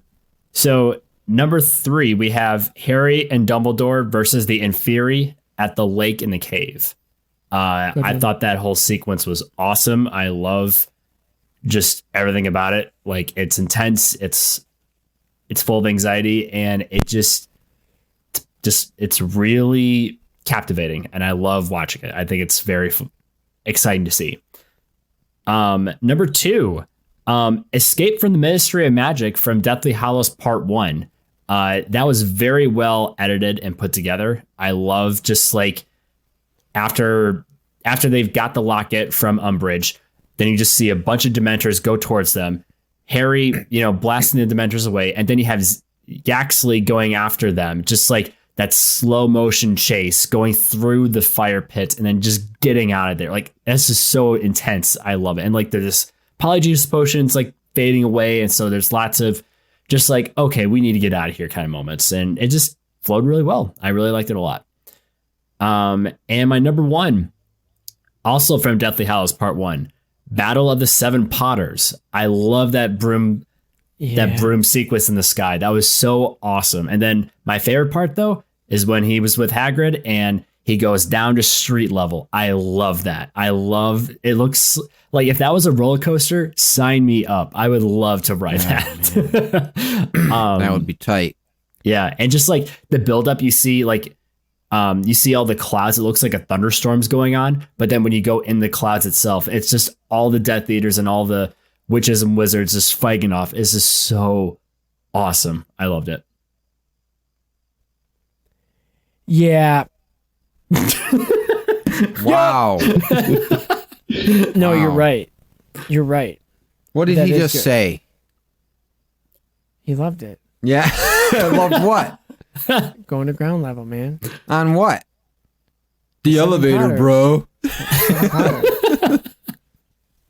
Hey. Shut up. Pays for horses. And Joel Well, what calls are me yours, dad. Spencer? I'm an actual dad, but Oh, you have speaking way of more Joel, dad he just jokes. logged on his Xbox. Oh, cool. I wish he could listen live while we're doing this. Wouldn't that be cool? We should invite him to not talk, but just to listen. Yeah, and we'll be making jokes, and he'll be like, He'll be the meme. My duels. constipated gore. Number 3. What did you just say? Constipated gore. I heard From constipated. Thor, Love and Thunder. Oh, That one okay. shot. Yeah, okay. Number 3. Yeah, That you sounds like lost a me there, band Christian. name. I don't Constipated even know what Gore. you're talking about. Although this is very brief, Yeah, go ahead. I think it just shows how much of a dumbass Lockhart is. But when Snape goes against him in the dueling thing, just because the Expelliarmus is so iconic, it's just that's where we get it. Do it. See what happens. And then Lockhart just plays it off like, oh yes, I meant to. Fuckus Uis. Ow! It's just, ouch. It didn't work. It's just a little poke. Ow. Number 2. Joel's not very good at that spell either. The Order of the Phoenix versus the Death Eaters. I know it's not as long or as awesome as we'd like it to be, ladies, but it's still cool because you get to see it at least a little bit of all these older older wizards doing their own style on things. Like Sirius Black alone elevates that scene with his street style wand flipping and just making it look so easy. Love that. Taking it to the streets in Muggle City. Sure, yep, that'll work. And number 1, yeah, Dumbledore versus Voldemort. It's come on. Gotta be. Come on. There's Tom nothing versus better. Albus. Yes. Tommy Rids. It's just fun. Need I say more? Yo, my name No. is Tom. Tom Riddle. I got some. I can't. Yeah, leave that up freestyle. to me. Christian, why don't you go? I think Eminem should have played Voldemort. He's certainly pale enough. Weird flex. But Yeah, okay. that is real. Weird. Okay. Real weird flex there. What? What you just did. What? What you everyone in this room flex. after what you just said is now dumber having listened That to it. he's pale? I award no points, and may God have mercy on your soul. Whose turn is it? It's yours. 10 points Did from everyone Gryffindor. Well, my number one duel is I'm Hufflepuff. Is B Rabbit 50 points from Hufflepuff. B Rabbit versus you see Papa the badge? Doc. You see the badge? Yeah, do your things. The insignia. My honorable mention is when Eminem battles Papa Doc in the final rap battle of 8 Mile. So I just think Eminem's he's certainly so wizard, Spencer. He's certainly pale enough to play Albus. That's so wizard, Annie. And he can grow a beard, we know, and I just think the poetic nature by which he spits bars, if I may, so is I'm gonna give you my top magic. 3. Number 1, I really just think it's a baller. It's a baller scene. He's trying to do Spencer. He's doing me. All right, do your fights. All right. Number 3. John Williams versus his orchestra. The way it's like his baton, it's a wand, and they're just fighting back with their music, and he's like, play it louder. Number 2, John Williams versus Hans Zimmer. I think the modern guitar riffs that Hans uses give him a run for his money, but you can't, like when it's John Williams, he wins that one. And the number 1, John Williams versus number Alan 1. Silvestri. Okay, guys, my number 1, because his end game, dude, let's go. When Sirius, he's doing his, he's got his street style thing going on. You can't see what I'm doing with my hand. So Alan Silvestri actually worked with Robin Williams composing Mrs. Doubtfire. This is actually one of my favorite parts because it's like, it's far. Okay, now do your duels. Sorry, I think we've Mom and Dad are fighting. derailed. Yeah. We got into a match so there. Okay, go ahead. Number 2. But it's like the fighting where they're not trying to like let you know that they're fighting. Yeah, exactly. Well, if your father had filled up the car with gas, we wouldn't be on the side of the road. Best fight scene, number 3 at the Burrow, Half-Blood Prince. Get fucked. No, I Okay. Get fucked. One fight. I'm kidding. Is this a joke to you? Is this podcast a joke to you? Okay, let's actually go ahead. I'll let you. In all seriousness, I guess we could double best duel / fight action sequence. Sure. I got the 2. I can't. The bottom one though. There's not very many duels per se. Why did you do that? Sorry. During my segment. Damn you, Dwight. Damn it, Dwight. It's my segment. Wow. Good job. Ooh. Okay, Obi. Okay, let me start off with the ones that I do know. I do like Sirius fighting in the in front of the archway when he's doing what you say is the street style, because you get the actual like wand choreography by like what's the guy's name, the choreographer? Oh, I have no idea. I think he did for the prequels too. Oh, John Williams. No, it's not John Williams. You smart, smug fuck. Let's go. Yeah, let's go, dude. I'm so ready, man.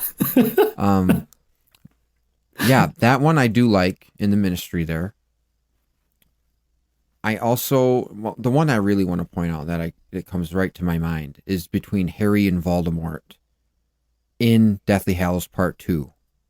Not the final beam link. Don't get me wrong.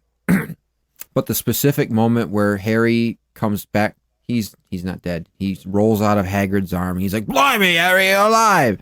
And then he runs away. He doesn't say that. No, he doesn't. I inserted. He runs away into the castle, and then it shows like Harry hiding behind a pillar, and Voldemort, it like pans over to show the staircase, and Voldemort apparates into the scene. He's like pissed off and like marching up the stairs. There's no music. And then Harry jumps out of behind the pillar and is just throwing spells at Voldemort. And Voldemort's just like going like this. Just deflecting Christian is all of waving them. his arm. I'm waving my arm, as he just said. But that's one of my, I love I love that scene, just the dramatic, just the feeling of it, because there's no music. There is a version that somebody did, yes, with John Williams. They put in John Williams music behind it, and it works as well. But I do like how it's quiet. It's just an awesome, like, legitimate dueling scene between Harry and Voldemort, where Harry's trying his best, but he just keeps deflecting it all. And then it goes into the link thing, and then they go transport into where he turns into a, like, octopus thing. But that first part of that duel, I do really like. I do like also, I guess this will be number 2, Voldemort versus Dumbledore in Classic. Order of the Phoenix. Yeah, everybody. It is. I remember watching that on YouTube/Google video way back in the day. It's a good action scene. Even though it's a little different from the book, where the statues don't come to life, but it works out. That was a cool part. Somebody also put John Williams music to that too. There's a whole like playlist of videos about what if John Williams scored so and such, and he put some John Williams music in with certain scenes. Like he's playing into the to his own joke. What if John Williams scored Pulp Fiction?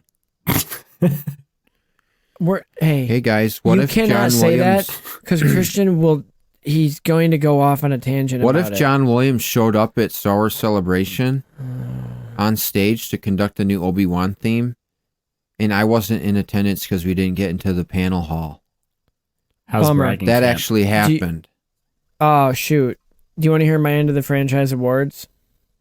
Oh wow! Thanks for not lingering on.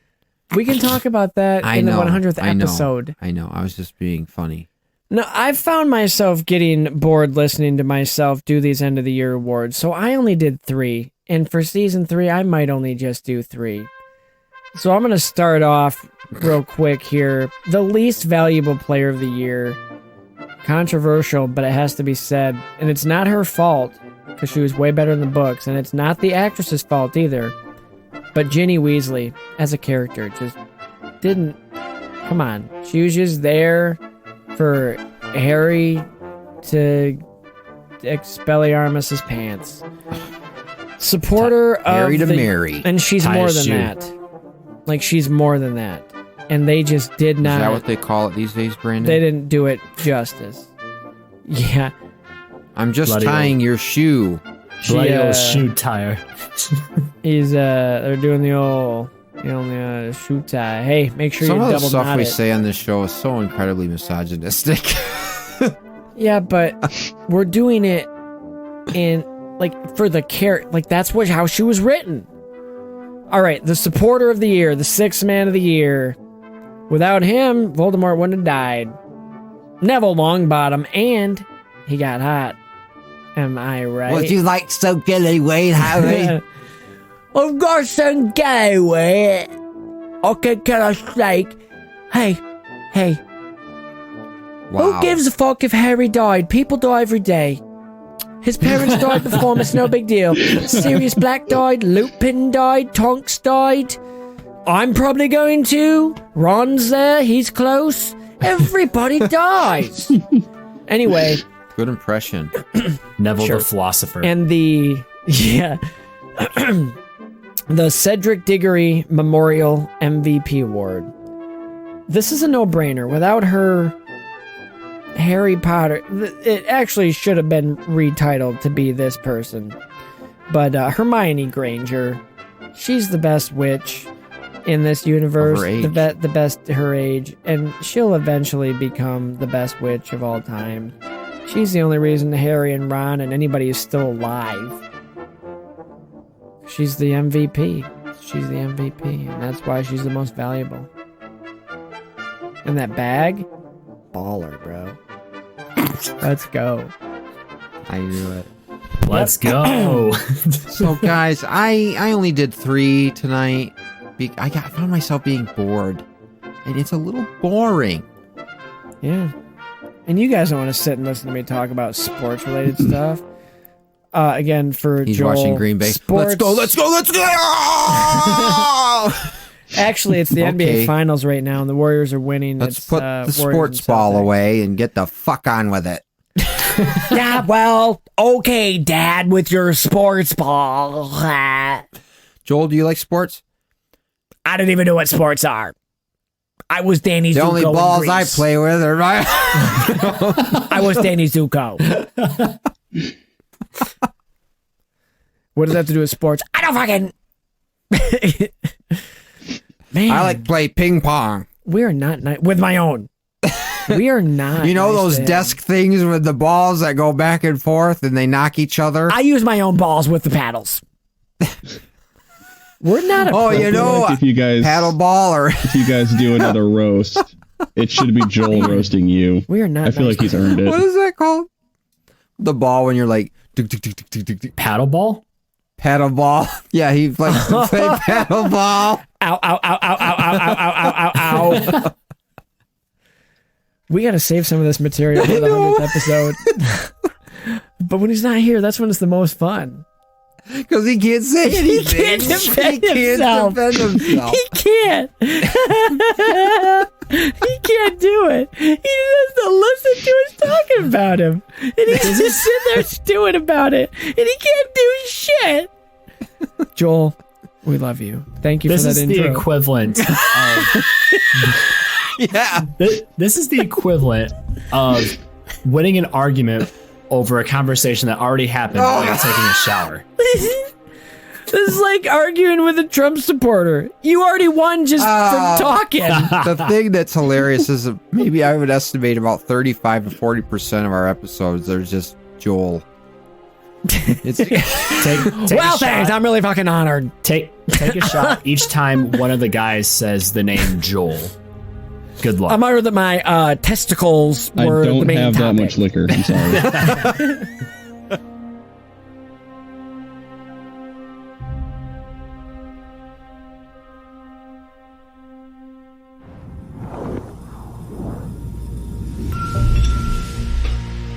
I was in the library the other night, in the restricted section, and I read something rather odd about a bit of rare magic. It's called, as I understand it, a Horcrux. I beg your pardon? Horcrux. I came across the term while reading, and I didn't fully understand it. I'm not sure what you were reading, Tom, but this is very dark stuff, very dark indeed. Which is why I came to you. A Horcrux is an object in which a person has concealed part of their soul. But I don't understand how that works, sir. One splits one's soul and hides part of it in an object. By doing so, you are protected should you be attacked and your body destroyed. Protected?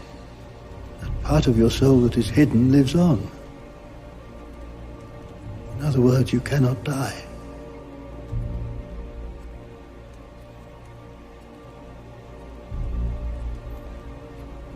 And how does one split his soul, sir? I think you already know the answer to that, Tom. Murder. Yes. Killing rips the soul apart. It is a violation against nature. Can you only split the soul once? For instance, 6 and 7? 7? Merlin's beard, Tom. Isn't it bad enough to consider killing one person? To rip the soul into 7 pieces? This is all hypothetical, isn't it, Tom? All academic.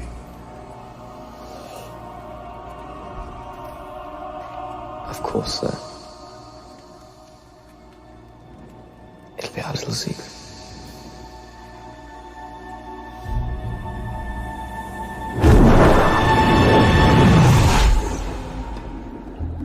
Sir. So Harry Potter's a real coming-of-age tale, and these movies are great. They're just okay. They're Wow. great. They're great. No, what? Well, thank you for listening. I want to know what house you guys are in and what your Oh, yeah, Patronus is. yeah, Assuming that you guys have done the Pottermore Yep. stuff. Ben? Ben? I'm Hufflepuff. Okay. Christian's pounding his I chest. turn into fucking King Kong. I have no idea what the hell that just was. Let's go. What was that, Christian? Let's go. Let's go. Dude. Yeah, Hufflepuff. Don't you see me? I'm the Maybe we should Hufflepuff's let got him, energy here. We're in maybe the we frat. should let Ben talk. I'm wearing my Hufflepuff shirt. See? I can't fucking No, see they it. can't. You know who else? Put your I'm fucking showing shirt my down, Christian. What are you doing? Ben, being a Hufflepuff What's with up? Christian, I know it's embarrassing, but you are, and you're brave enough to admit that. What's your Patronus? Do you know your Patronus? Oh, it was. It's been a while since I've taken the quiz, but it was some kind of horse. It was like I don't know, stallion or something like that. It's badass. It's super sweet. It was a weird one. I didn't like it. I'm not gonna lie. Well, you don't get to redo it. No, you can't. What would you? I What tried. would your Patronus be if you could decide? Oh yeah. Let's I do like that better. Ooh, a beagle. An eagle. I think he said beagle. A beagle. Oh, I thought you were gonna. Okay, With a pro B. America. Woo. Well, beagles are pretty America. No. That's hunting. Hey, that's my dog. I named him Donald after the greatest president that ever That's lived. my dog. He's originally from Clatuinia. He used to be part of a marauding gang, but I set him straight. No, but Ben, would it really be a beagle if you could pick? I didn't catch that. Would it What? really be a beagle if you could pick? Yeah, why not? I like beagles. All right. I picked him up Fair and enough. shook him like a dog. No, that's solid though. That's a beagle because they're great hunters. Like Beagles they really are. They can be cute pups. And they're adorable. Yeah. And Ron. My Patronus is actually Ron. What about- super adorable. Ron's Patronus is a beagle. It is? No. Somebody correct me. No, his is an otter. No, that's No. Hermione's.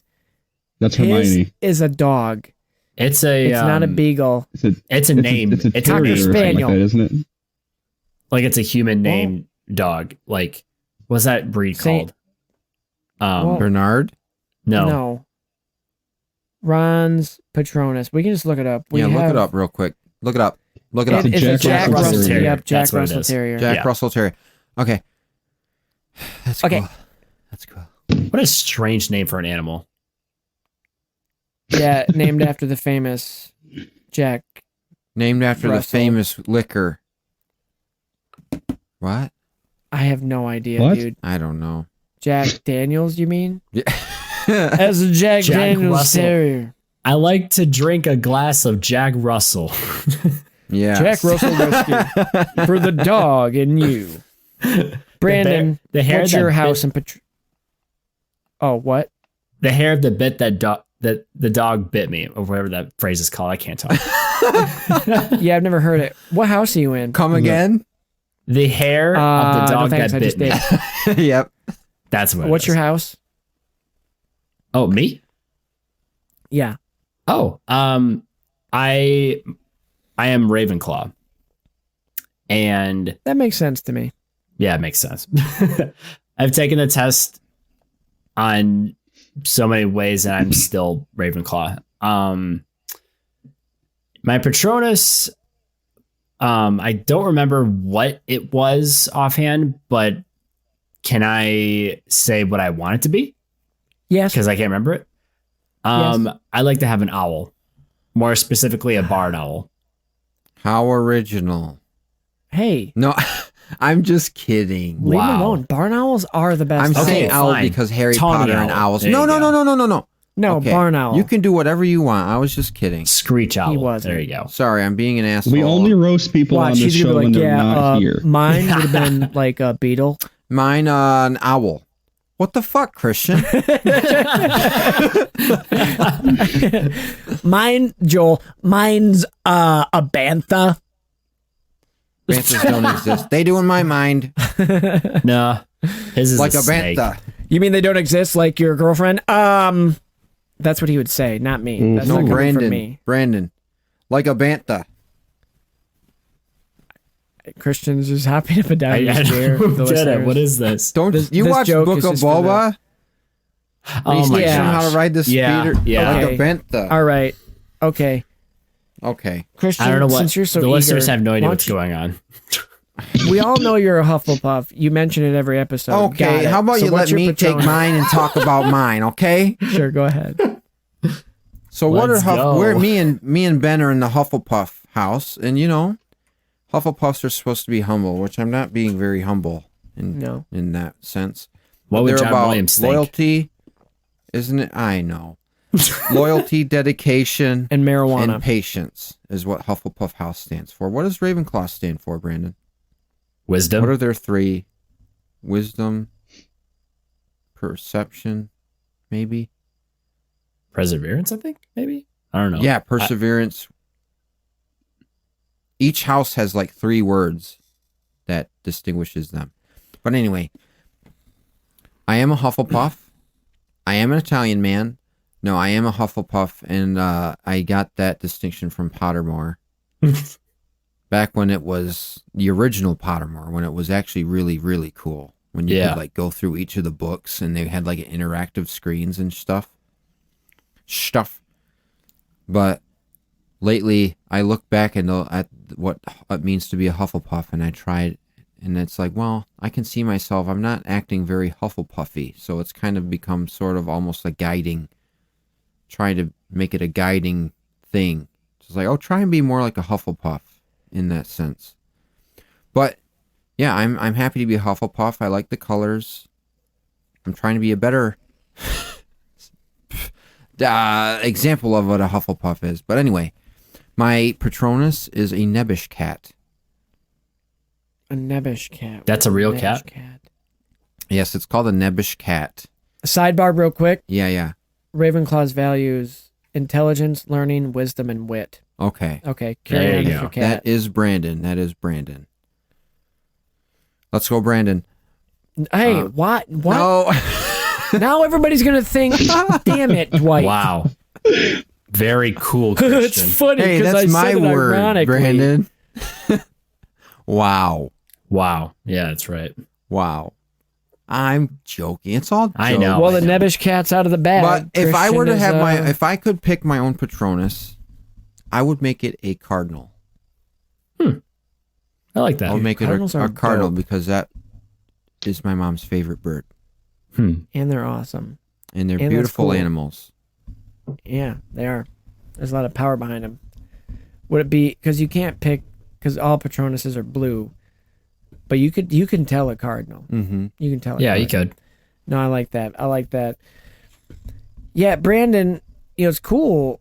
We don't have much of a variety in our houses, and I feel like I was misplaced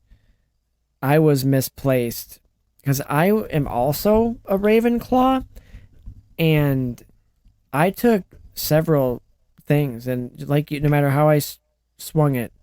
Well, you are pretty witty. Yeah, but the intelligent, like the being big on, I'm smart and stuff, like sneaky smart. Mm-hmm. But I wouldn't like wisdom. And I guess I have. The more I think about it, you know what? Yeah, but I just don't like riddles. They're big on riddles. I don't like those. But the Riddler's my favorite villain. Spencer, what? I'm terrible at riddles. If that makes you feel better. Okay, like, good. I'm It does. absolutely That's just atrocious when it comes to riddles. Like, So that's Boy, just did a- this Riddler one got can't me, get him wrong. I'm dead. Spencer, you could ask. It does take your choice into account. I want. But what if I am a Ravenclaw? Listen here, you little shit. Don't make me tell you again. No, my Patronus is a sloat, which is a little ferret-looking thing, super adorable. I think they're only in And Europe. I'm fine with it. But if I could pick, y'all are picking little tiny things. If I could pick, My dick. there's Yeah, I know, yeah. no. Again, I would go a little bigger, but Let's go. I think, Yeah, dude. I You think, stole mine, said Joel. I think mine would be if I could pick, cause America, mine would be an Eagle, bro, or a Bud Light. No, I'm just kidding. It wouldn't be an Bud Eagle Light? or a Bud Light. Yeah. It's just an Bud empty Light can is that not falls out living of your thing. wand. Hey, I know.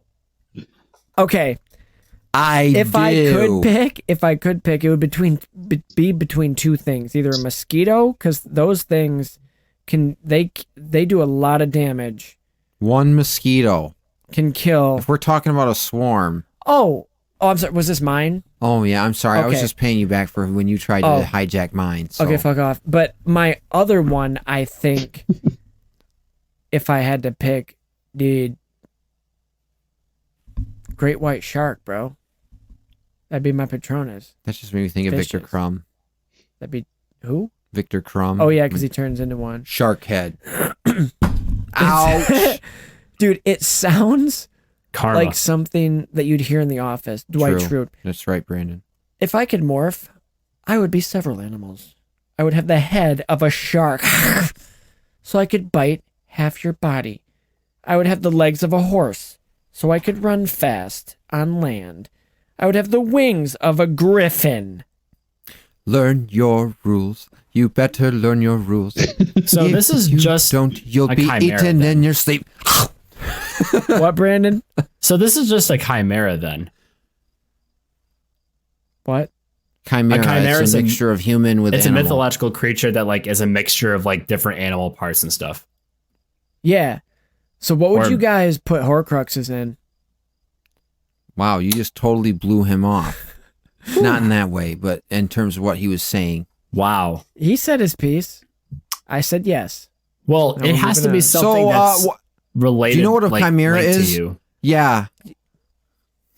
I'm sorry. Yeah, it does. I'm shutting my mouth. I'm shutting my mouth. It does have to be something linked to you. You are our guest, and I need to not be a jerk. Go ahead. I feel like if I can put like a rule to this, because let's not use pebbles and like Bud Light cans, because at that point that's just crazy. Fair enough. Can we at least have it related to us in some capacity? Like at least with Voldemort, he like appreciates history, so like, you know, he goes with magical artifacts that are of like historical value, or yours, you know, things like that, or something more personable. Like I feel like it makes it more interesting, because again, we could all just use a thumbtack as a Horcrux. No one's gonna find it. That's right. Everyone's gonna choose that answer. 7 grains of sand. No, too easy. I have some. Yeah. No, they have to be something of significance. Something that's not just an ink pad. Joel's like, my butt plug. I got mine if you guys are. Actually, you know what? Before we do that. Actually, my BDSM leather. Because he's not here, I think it's only right that we sort Joel ourselves. Total Slytherin. Yeah, absolutely he is. If he even makes it into the school, yeah. He's a Slytherin, yeah. He's actually a squib. He would be a Slytherin. His Patronus... He's Mr. Filch's apprentice. His Patronus would probably be a rat. Or a weasel. Or a snake. Or... big old a stink bug. What's the most erotic animal? A dolphin. A baboon. I think dolphins are the only other mammal. I think dolphins are the only other animal that have sexual relations. Just my Patronus is a baboon because of that big old ass. Well, the humpback whale has the biggest dick, so I guess that rules it out for me. I got to go with a mouse. Yeah, okay, anyway. Let's try to not diss Joel the rest of the episode. It's going to be real hard. Let's tone it down a little bit. I know Joel. I mean, I know him. Okay, his real Patronus would probably be something really cool, like a dog. A dog. It would be Chance. Yes. It would be a pit bull, and that would be super sweet. Mm-hmm. There, Joel. Are we cool now? Nick. Okay. Yeah, they have to be significant. He's just at our window. I know you're talking about me. Okay. Let's go. So, Brandon, you kind of brought up it has to be something significant. So you go first. Mm-hmm. What? Don't pick 7. Pick 3 Horcruxes. 3? You have to kill 3 people. First of all, who would you kill? So my first one would be my wedding ring. I feel like that's pretty significant to me, and it's very important. I hold it dear. Because it represents something pretty awesome. Second, I would choose one of my condenser mics because I love audio, and that is definitely me. And thirdly, it would probably be my Godzilla figurine right here. I hold in my hands. And you brought it. And it comes to life. Yes. It's from Godzilla versus Biollante. And Did we watch it that? represents me. Yeah. So we have a wedding ring, we have a microphone, and we have a Godzilla figurine. Perfect. And I'm going to give you a mean fourth one. Yours would be aviator. Your fourth one would be your aviator sunglasses. I'm wearing the ones we got from your wedding, Brandon. By the way. Christian, you don't mean to be what? We're talking about you have to kill somebody to split your soul. Yeah, not We in this found a universe. way. We'll skip We that found a part. way. How about that? Yeah, you have to kill something. I killed 3 flies. Kill Nagini. There you go. Kill. Who's next? Ben. I haven't heard from him in a while. I feel like No, make he's just Christian go. I'm listening. still thinking. Make Christian go. Go, Christian. Christian, you go. Okay, make me go. I'm gonna number 1. My old Game Boy Color from when I was a young lad. What color is Lime it? green. Thank you. Lime green. Yep. Ooh, this is a little tough. N64 controller. Which one? What color? Gray. Oh, not the see-through purple. No, the see-through purple. I had the see-through purple. Oh, That you was want my the favorite neon one. green? What about the Hey You No. Pikachu one? Ew. Yuck. Oh, are these yours? No, that the neon green one was dope though. Man, now that it is tough to pick Yeah, because it is. you don't. Was in my mind you don't. I feel like you don't want to pick like items that mean something like special Then because they're easy to find. But it has to be though. you get a Horcrux because you murder somebody, so it's kind of tied to that dark. No, we deed. changed it. You found a way. Oh. You just found a way. Yeah, it's Like 2022. Yes, like life. Oh boy, what is another one? Little hard. Don't do it. Don't do it. Don't do it.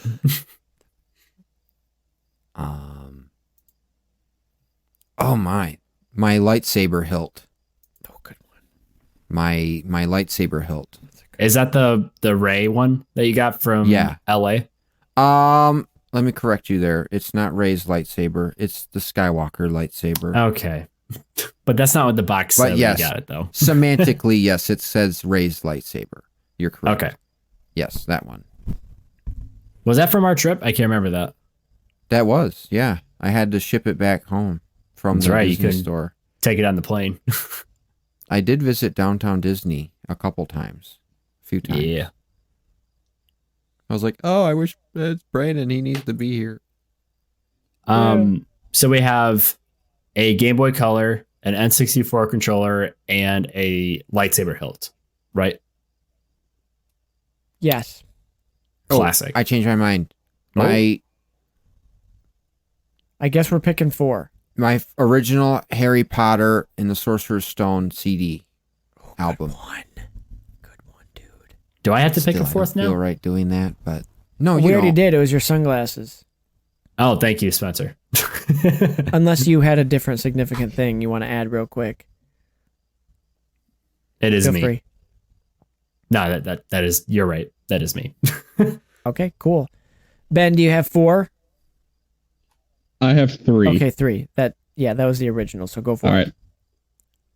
So I got my wedding band for all the same reasons as Brandon. Yeah. I'm going to choose my cat. I don't know if that's fucked up or not, but I'm going to do it anyways. Ooh. Because he's my boy and I want him to have that long life.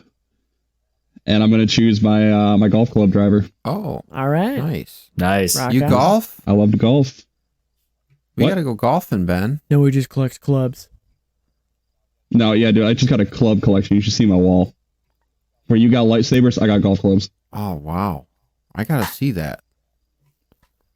I do have to. I want to see that. Yeah, I take a picture and send it to me. I want to see this club wall. Well, I can't. I'm in the I'll be sure to warehouse do right that. now. Yeah. Man, I had all this time to think, and But I got chairs for days.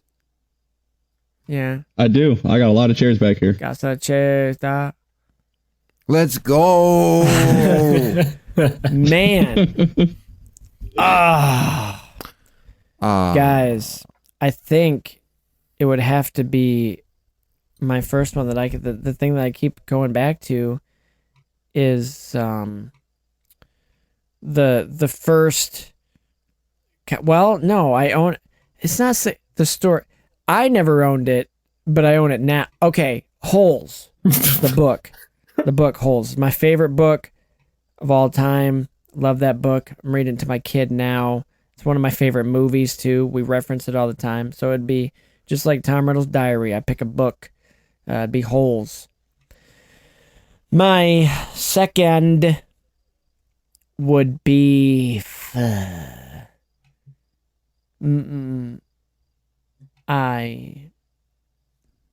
Okay, Leia. Don't. There's something in here. Hang on. What? Oh. What, that spider in your basement? No. There's a cricket, though. I have a box right here, and I think there's something significant in here to me. And I want to find it and see.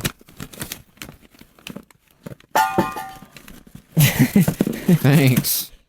There's the Bud Light can. Let's go. This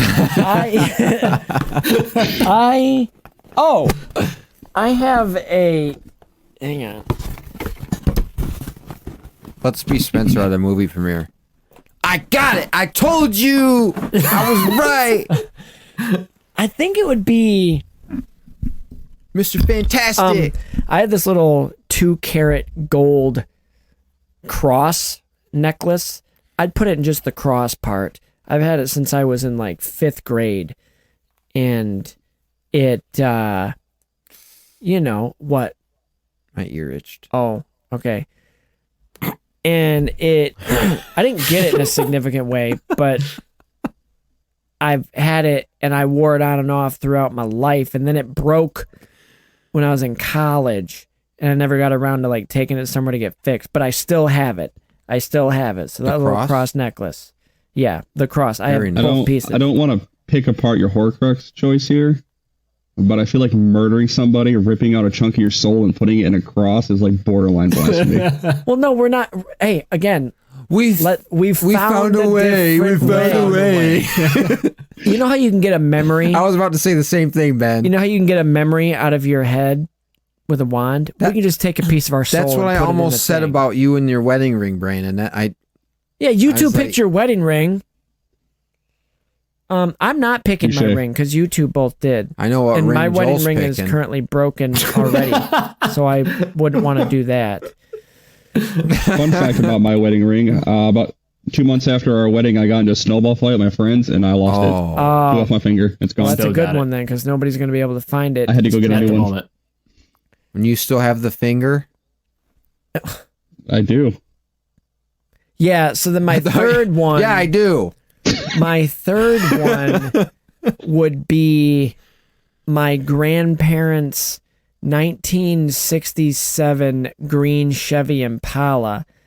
We drove that thing all over. It was just it always, that's how we got to the lake. Like those were the happiest times of my childhood. We're going to the lake and I'd sit in the back, no seatbelt. We'd go on this dirt road that the speed limit was 15, but we went about 50. And we'd be bouncing around. It was the green slime. That's what we called it. It was our green slime. Wait. I just thought of something. Huh? Spencer, What? Slime. You just gave me like an epiphany here. You never see any Horcruxes larger than Harry or Nagini. Why isn't there any other large Horcruxes out there? Like, you chose a card. That's actually a big item. Like, how come we don't use larger objects as Horcruxes? Which brings me to my next point. The Empire State Building. No, bro. Damn it, you beat me to it. I was just going to say that. Listen, a car isn't one solid object. Let's go. A car is made up of components. So it could be the frame of the car, the engine of the car. The car is a whole. We found a way. The car is a whole. Ben, did you say you thought of a fourth? I was going to say the Empire State Building, but you took my joke. Oh, sorry about that. Take a different Eiffel Tower. That's my fourth one. I'm going to do the Eiffel Tower. My actual fourth one.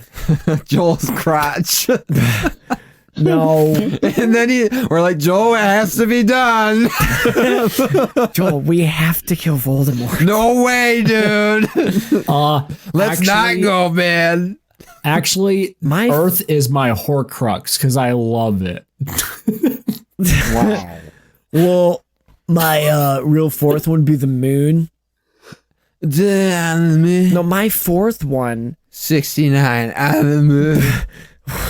I'm sure there's going to be something I think of later, but my fourth one is probably, if I'm being realistic, like for real, like if I'm being 100% for real, and I'm just being real. Are you here. thinking of what you're trying to say and just putting it off and saying for real? Classic. I cannot think of a fourth one, but there's a bunch. Well, there's a bunch comes to mind. Pokemon Silver cartridge. Dog. I would do. I have this shirt from when I played T-ball. Toon Squad. And no, it's a T-shirt. It was our uniform, and it was cool because my grandma owned a store, and at the time, like, she sponsored every team I was on, so I have a shirt that says Peterson Store on it, and it's my T-ball shirt, and it still fits me. That would be my fourth Horcrux. Yo, I like that. Yeah. Ben, I know what yours could be. The old Orchard Market shirt that you burned on your grill. You sent me a picture. For those of you who don't know that story, I used to work at a grocery store. When I quit that place because it sucked, I wanted to burn my shirt. I lived in an apartment, so I didn't have a fire pit, so I decided to burn it on my grill. Turns out the shirt was polyester, not cotton, and I ruined my grill. Oh no, my burgers smell like shirt. Yeah. Yikes. Tastes like paint. Wood and wood. Tastes like polyester. Sandwiches. Yeah. I'm so glad you. The whole shirt just melted through the grill onto the burners. None of us picked like a stuffed animal from our childhood. Interesting. I don't have any stuffed animals. I don't remember. I don't need no. My oh sister wait a minute. Did, I did. What about the carpet? No one ever thinks of that. Oh. See, now we're ready to going into like, oh, I'm choosing a grain of sand. It's a joke. I'm not actually serious. I pick a jar of dirt. If we're picking stuff that'd be hard for people to like find because you want it. Joel's penis. Oh my gosh. No, I wasn't Where going is there. it? That's good.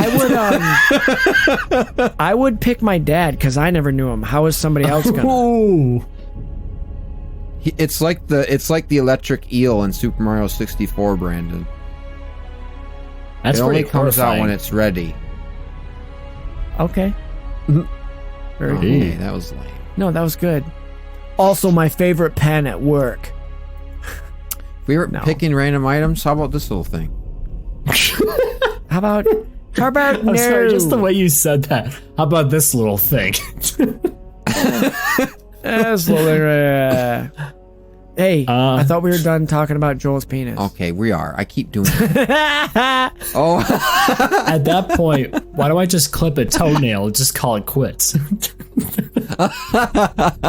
Yeah, you could do that. Have a toenail in a not even the big special toe, jar. like the pinky toenail. Like, yeah.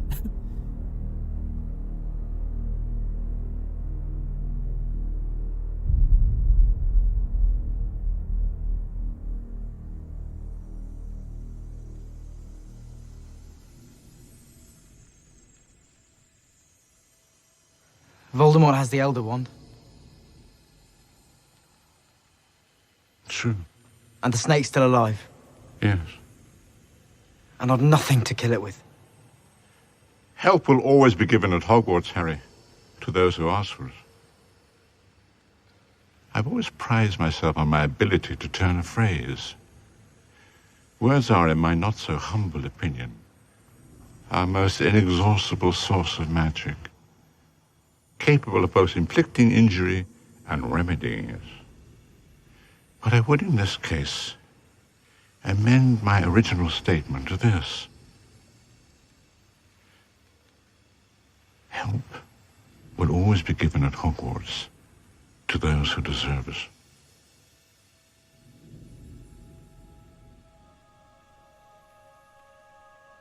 Do not pity the dead, Harry. Pity the living. And above all those who live without love.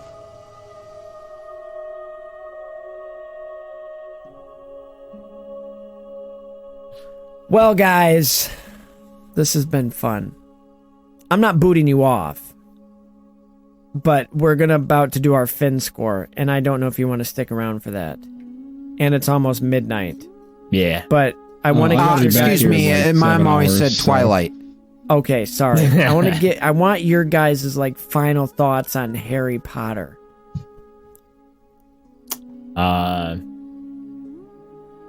Still haven't seen the newest Fantastic Beasts movie. I want those to be good, but it's pretty good. Is it? They're just not. Yeah. Like Ben disagrees. I want the thing is, I want, besides all, I mean, we haven't even talked about it in this episode. There's a whole lot of controversy with the author, and you know, people have their stances on it. I still want this series to be untouched from the real world from that standpoint, and I still want people to enjoy the story overall, and including Fantastic Beasts if they do like it.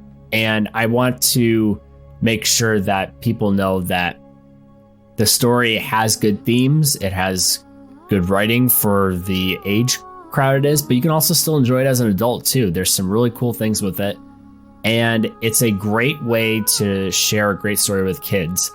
And I have the illustration editions of the Harry Potter books, and I'm gonna read those to my kids when I have some eventually. Like that's like something that's like a staple, like I want to like be a part of. To me, it's like a family experience. I shared it with my mom, shared it with my grandpa, you know, like I'm going to share it with my kids eventually. And I want the people to know that like this is a good story and a good world, and just throw that other stuff to the side. You can have that for another discussion, but don't let that tarnish your love for the series, because it's dope.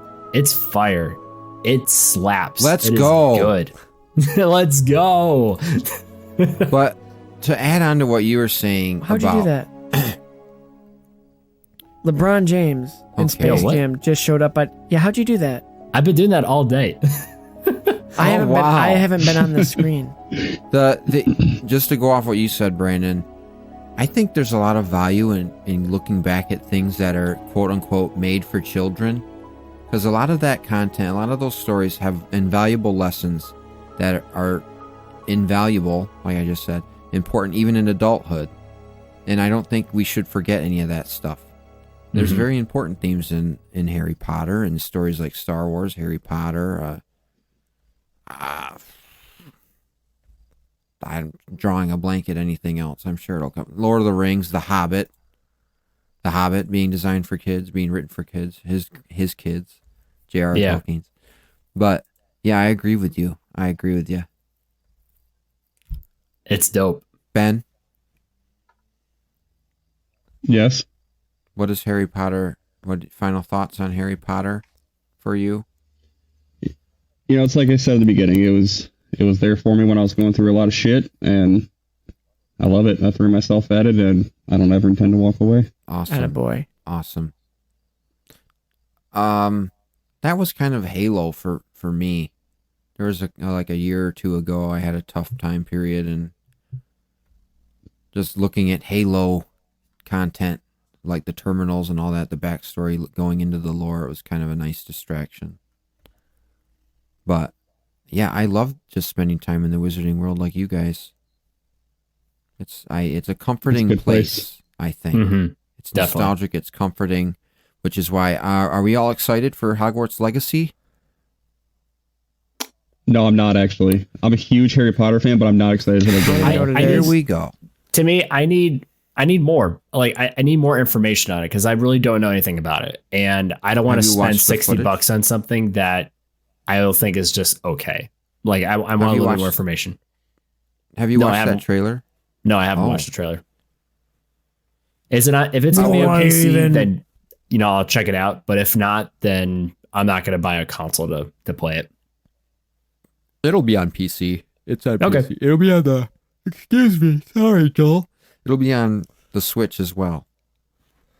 surprisingly. Cool. I don't know how they're going to work that magic, but we'll see. It'll probably not look, I always say it won't look as good, but I'm excited. I'm super excited. I just read a news story. There might be rebooting Harry Potter at Warner Brothers. Not like rebooting the series, but just kind of moving away from the Fantastic Beasts and making TV series. And oh, for real? Yeah. I'm for that. You watched The Secrets of Dumbledore? Not yet. Not all of it. No, I'm 38 minutes in. Okay. They just got on the train. I'll just let you know. I'm not going to spoil it for you, but the way that they do things in the movie makes it seem to me like they had a feeling that this would be the final movie in their 5-film slate. There's a lot of things they do in deciding in the story and what music they use and what lines they write. Yeah, Dumbledore dies. Oh, wow. Yeah, it's an alternate timeline. Big twist. I still enjoyed it. Take that as you may. Christian enjoyed it. Let's see how we like it. But I going off what you're saying. I know how do I say this? The one thing I want Warner Brothers to do eventually is, I know Spencer, you mentioned doing a like Hogwarts Founders HBO series, for instance. I suggest this. When you do reboot Harry Potter, make it not an HBO Max thing, make it an HBO original. And each season is one book. And depending on how long you want to go with it, you depend on each episode. So like, you know, if you want to go by chapter basis, go right ahead. Might be expensive, but it'll be worth it. You'll get all the viewers. Ever. And you're able to explore the characters and side characters even more so than a movie ever could, i.e. Order of the Phoenix. Like Order of the Phoenix could have been great if it had more stuff to it like it did from the book. And imagine that with like a series format. That would be spectacular. Now, when they do this, I don't know, because they have theme park attractions which relate to the films, which that will carry on for quite a few decades. So it probably won't be for quite some time, but I want Warner Bros. To do that down the road. And I don't know when that will happen, but sign me up. I'm ready for that. Yeah, I'm here for that. Or give us like an original story,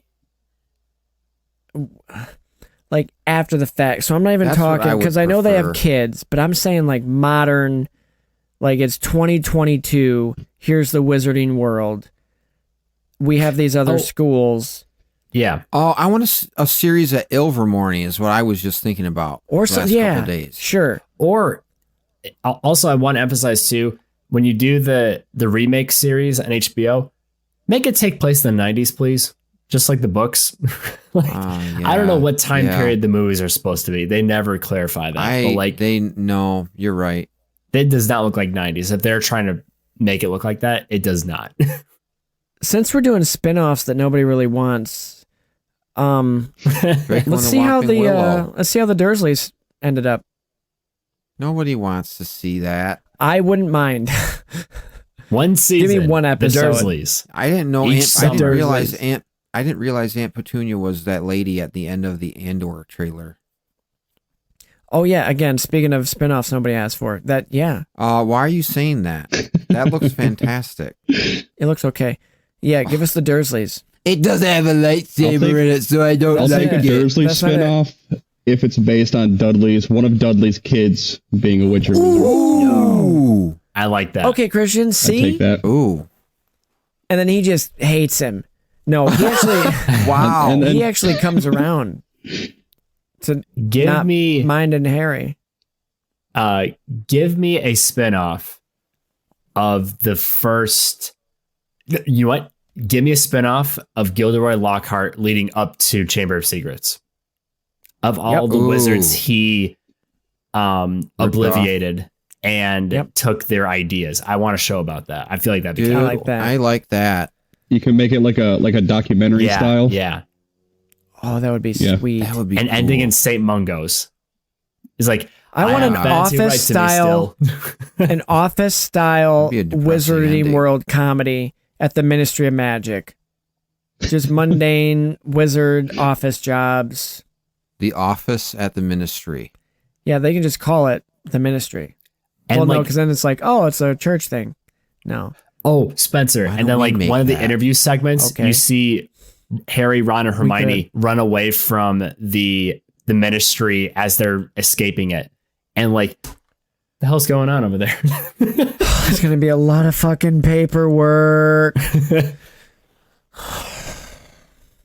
Great. Yeah, so then Harry Potter, who is the public enemy number 1, runs right behind me. I could have been the hero. I was not, because I was trying to fix the rain in my boss's office. And now my wife's on trial. Hi, Jim. Avada me. What about you, Ben? What do you see in the future of Harry Potter? What would you like to see other than Dudley's son? I would like to see a spin-off series of the Dursleys where it's Dudley's kid is a witch wizard. Yeah, we already covered But this. I That was know, his but idea. what else? And then Dudley and Harry have to reconnect because Dudley's not going to know what the fuck's going Actually, on. that'd be kind of. I didn't know we were only doing one. I thought you were just. Never mind. We're good. Harry goes back and finishes his final year. Oh, I'm getting my GED. Yeah, let's go. Billy Madison style. Yeah, you can't be an Auror, bro. You never even finished school. What is it? Did come back for this new Well, I guess I gotta go back. And everybody's like, past it. And he's like, I'm Harry. Like the SNL sketch where he's like, yeah, you guys want to hear about the time I defeated. Like, I yeah, didn't watch dude. that. Okay, well, that's fine. Watch it. It's semi-funny.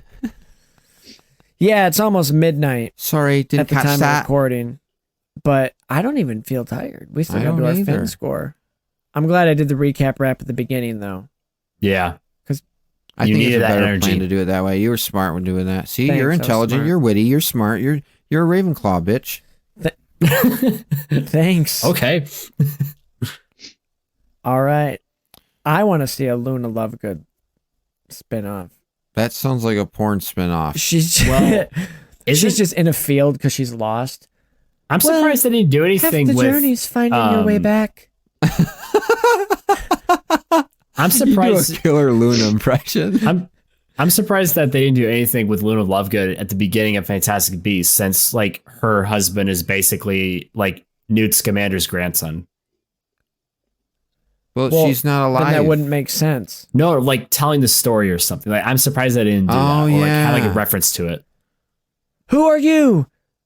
I'm a Lovegood. I just saw an article about, like, well, in the third movie, I know Tina barely shows up, so we don't know if they'll get together in the end or if they won't. But Who? it's already canon that they do. Who? We Who's already know Tina? Tina and Newt.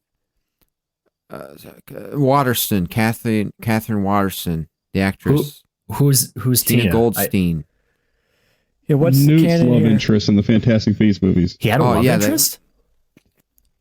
Oh, what? Yeah, the brunette chick. Her sister is the blonde that has the mind reading I ability. totally know forgot that? about that. Oh. Yeah, Me too. their Yikes. love interest, and it said in my Sorcerer's or Philosopher's Stone with the Newt Scamander bio, because it's the Hufflepuff edition, it said that he's married to Tina Goldstein. Well, I guess we know Suck the me ending. sideways. I know. We know how that relationship ends up. So why there's make these movies? Will they, won't they?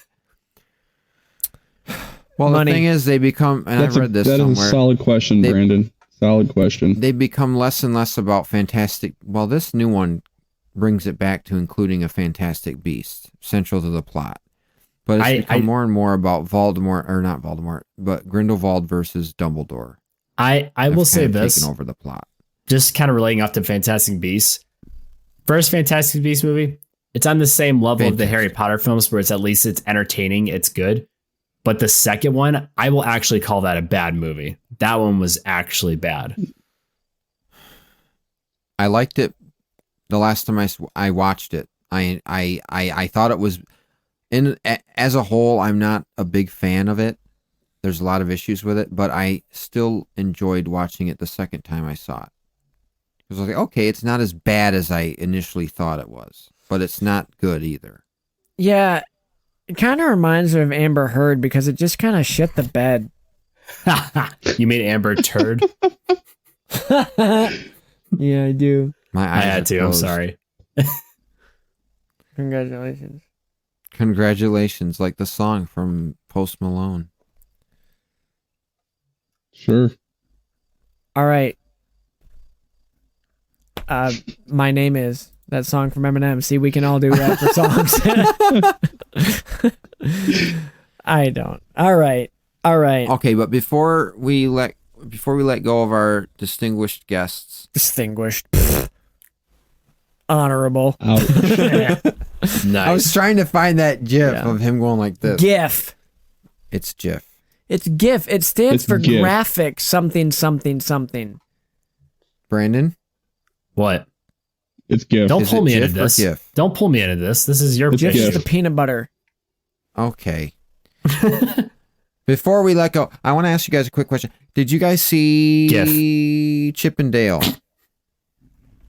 Rescue Chip and Dale? Rangers? The new movie. one. Like the It's strip so club? cool.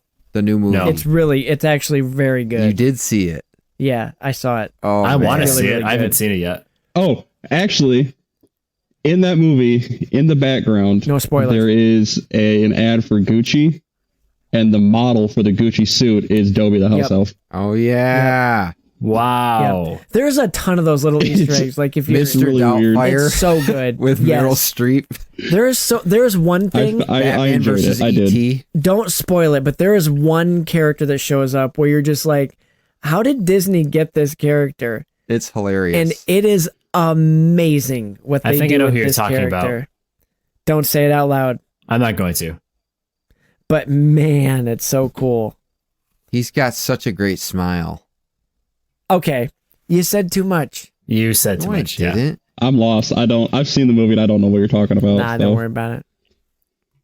He's not I'm not. pretty. In fact, some might call him ugly. All right, guys, thank you for coming on the show. Of course. Nobody would dealing want with to put a our- ring on that. Our dealing with our tangents. Well, you guys just sat and listened for a good portion of them when we went off on one of those. And where do you guys have any? You guys have any? Brandon, obviously, you can plug your deal. Yeah, sure. So and like Spencer and Christian said before, I am a co-host of the Going Off Topic podcast. We haven't had an episode in quite a while this year because guess what? Life happened. And we actually did record an episode recently, but it turns out was not good enough for recording and it glitched out. So It got we'll joeled. upload eventually. We're more of a quality over quantity kind of podcast. But yeah, you can check us out on, all the socials, mostly Facebook and Instagram. What's that supposed to mean? Yeah, what is that supposed to mean? What? Just because Christian doesn't edit out a lot of stuff? No, Chris's mic, Yeah, no, I wasn't know. connected very well to the Yeah, computer, and it was like skipping out basically. It sounded like a glitch, honestly. Like it just didn't sound good. Brandon, You couldn't even understand him. So we've all had our fair share of problems when recording. Oh, I know. I'm like, hey, this is our Yeah. first Sequelman moment. We're a joke See to you later, asshole. Let's go. And he's gone. Let's go. Let's go away. Bye. But no, Cool. we're on all the podcasting platforms like Podbean, Spotify, Apple, Google Play, you name it. We're on it. We just talk about random stuff and we have a Pornhub. good time. So it's going off topic. Thank you. You RedTube. Remember RedTube? That's one I forget about. Ben, you got anything? Got anything you want to tell people about? Your theater chairs? I perhaps? don't really have anything to plug. Joel sure Buy some does. theater chairs. Oh, Listen to the Sequel Men, the podcast. Oh, he's Please plugging do. us. That one's pretty They're good. great. Going Off Topic, you can listen to those two. thank you for plugging Yeah. me. Thank you. Yeah. Yeah. Or as Joel said, and I think it was the Batman. And Joel the voice Paauwe. Yeah, I'll throw that Joel. one out there too. Let's go. we love you. Or as Joel says, ouch! It's a little too hard. Okay. No. Because somebody pinched him. Because somebody pinched him. That's enough. All right. Before we go off on another thing and make you guys listen to it, again. I want to get a t-shirt with Joel on it. We should get shirts. With a speech bubble. That's enough. Nobody's going to get the reference except for like 5 people. All right. Guys, we'll let you go. It'll be the face that we put in our chat. Yes, you have to. I'll buy one. Oh, I love inside jokes. I'd love to be a part of one. There you go. That's another shirt. No, we should. We should.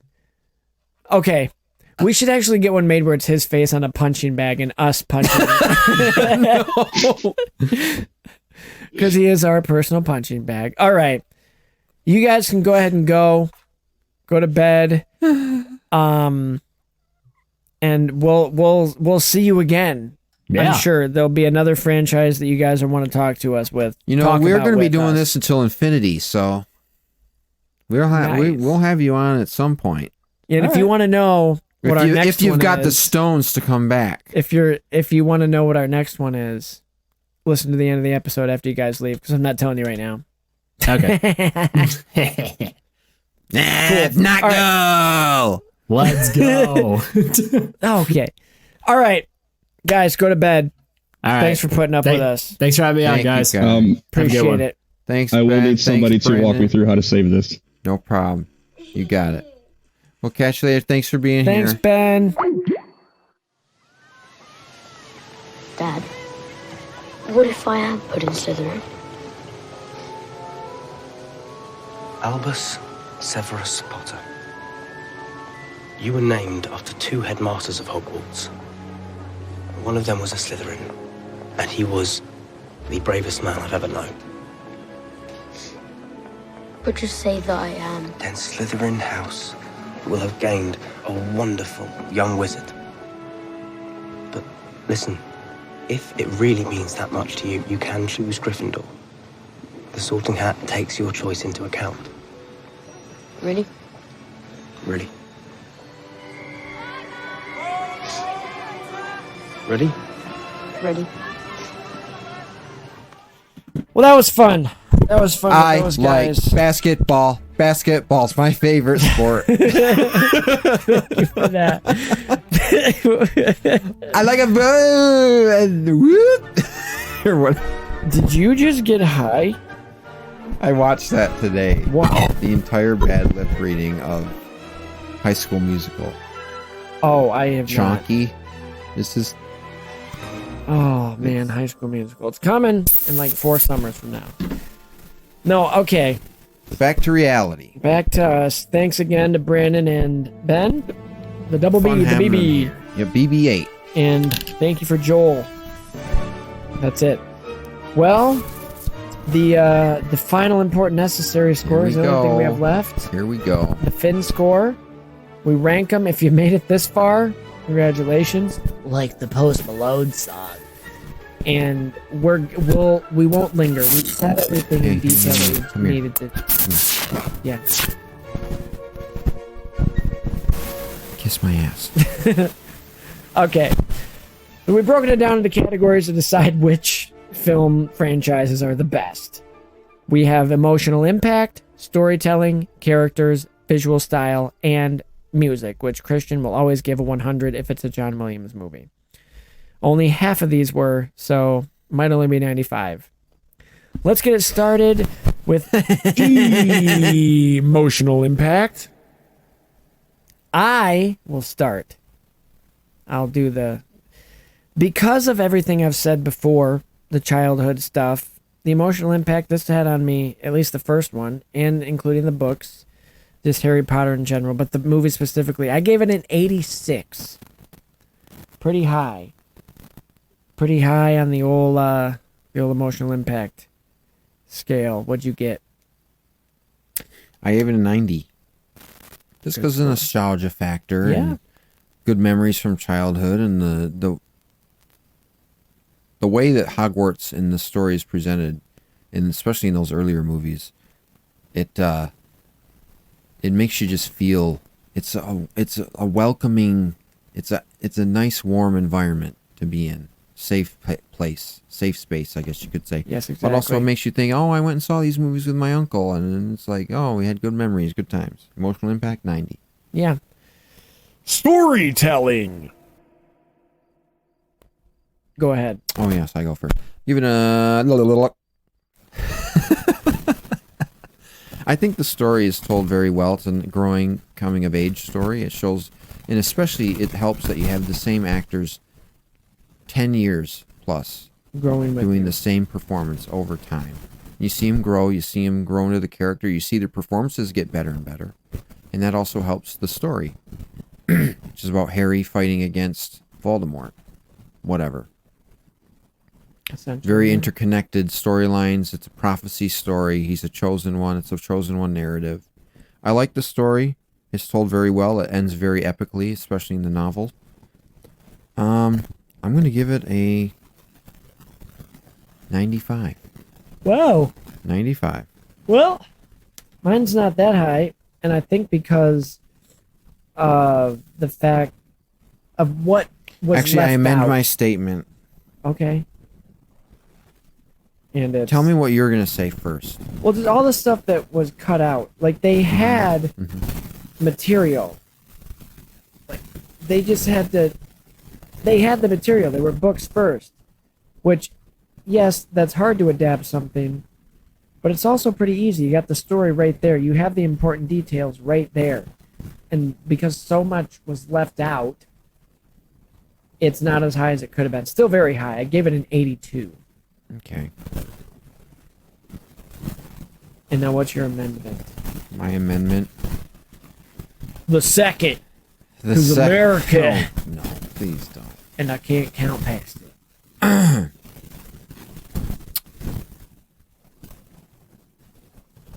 Yeah, go ahead. 85. Oh. 85. So you took it down by 10.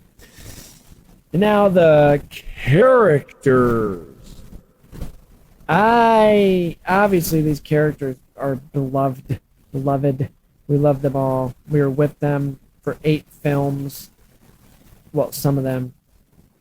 But because of how some of them acted, I couldn't give it as high of a... Some of the best characters in the books didn't get justice in the movies. And for that, I gave it a 79. Who? Ginny, mainly. Ginny? Yeah. And Dobby. Oh. Ah. And just the acting at the beginning, like in certain parts, wasn't as true. I gave it what I gave it. I'm not amending. I'm sticking by it. I'm not a coward. I'm not an Obi-Wan Kenobi. Wow. He has good reason to be. Yes, that's true. What'd you give? Man, you're stumping me because now you're making me think. No, don't take my feelings out of it. Characters. Well, let's look at the characters. Harry, Ron, Hermione, Draco, Dobby, Hagrid, the Dursleys,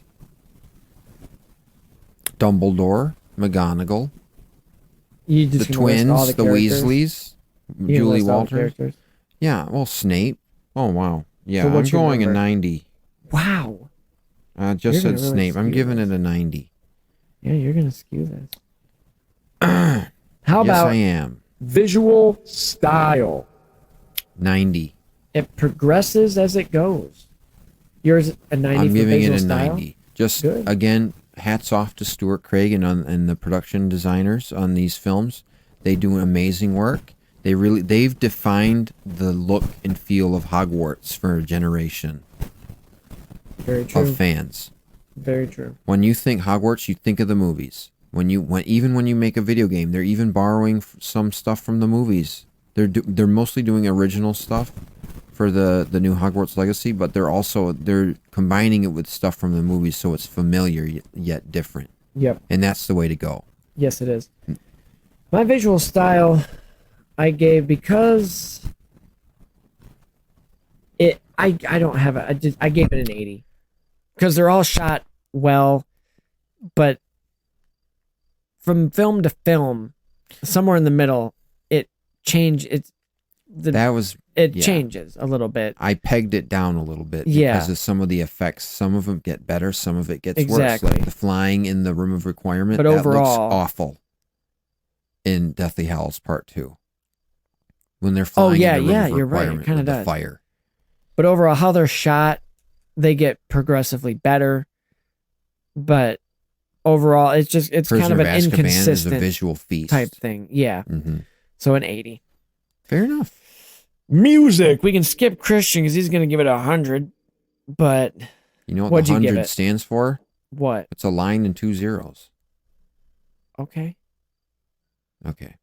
No, I All gave it a right. 9. Well, you go for I gave it a 9. No. A 9. Surprise, bitch! No, go ahead. I gave it an 89 because when you hear that, fung, gung, gung, gung, gung, gung, you're like, yup. And for that, honestly, almost for that alone, because I couldn't give you any other cues from it. I mean, if I heard them, I could tell you, oh, that's when. But, I mean, the music is great. It's iconic for that theme. I mean, they even use that theme in the new ones, and it has nothing to do with any of those characters. There's no connection to Hedwig or Harry Potter except for the world. That's It's how mostly iconic a it is. theme for the franchise in itself. Yeah, it is. Not the character, not Hedwig Right. itself, but Which is so weird that they named it that. But anyway. it's like all the Star Wars main title is Luke's theme, Yeah. but it's become an anthem for the entire saga. And for your information, Spencer, I gave it a 90. Wow. And so only we've one more rarely line. spoken about the music. John Williams' work on these films are amazing. Is amazing. Particular Philosopher's Stone is iconic score. Yeah. Many iconic pieces. So The iconic second they use movie- the exact same I store know, for Chamber of Secrets. That's a bring down right there. That's a bring down. It brings it down. But in each composer you have John Williams for the first 3, Patrick Doyle for 4, Nicholas Hooper for 5 and 6, and Alexander Desplat for 7. They were working to get John Williams back to do Part 2, Deathly Hallows Part 2, but due to scheduling conflicts, he couldn't do it. They couldn't get him a cut in time for him to write the picture. Sadly. But Alexander Desplat did a good job. He's the most John Williams sounding of the other composers. Patrick Doyle is second. He brings a nice tone and flair to it. Nicholas Hooper does some good work too, like Dumbledore's death theme. A lot of good themes. He wrote Dumbledore's death for Half-Blood Prince. That's like the standout hit from that movie. Fireworks is good. I like Umbridge, Dolores Umbridge's theme. That's a good one too. But I think his scores are my least favorite out Fair of enough. all of them. And he's just not used to writing music, at least at the time, for these big blockbuster mega franchise hits. Whereas John Williams, that's what he's known for. For sure. Patrick Doyle has done a few movies that are large in scope. I think he did Brave, which fits because I believe he's Irish or Scottish. I don't want to insult. I'm not trying to insult. I'm confused as to that. But yeah, the music is a 90. And John Williams is a large part of that. And I gave it, and it got marked down 10 points due to the kind of incongruity, the unsimilarities between the scores, the inconsistency, if you will, between switching composers and switching directors. And that's probably why it impacted the story score as Fair well. enough. All right. 89 plus 83.2. So 83, because we round. Mm-hmm. So 89 plus 83 gives us 89. Your fin You score announce it. is Harry Potter starting season 3 off with an 86. That's tough. That's up there. That's high. That ranks. But it's still the lowest opening that we've had because Mandalorian was not... No, Star Wars wasn't that high. No. Let's just rank it against our other openings. How does we it opened stack? with Star Wars with an 8. Okay, so it is the lowest ranking because Star Wars was 89, our very first season. And then The Mandalorian that we started season 2 with is 90. So, yeah, we loved Harry Potter, but it's not quite Star Wars. No, but that's your Finn. That's your Finn. So, number 1, Harry Potter with an 86.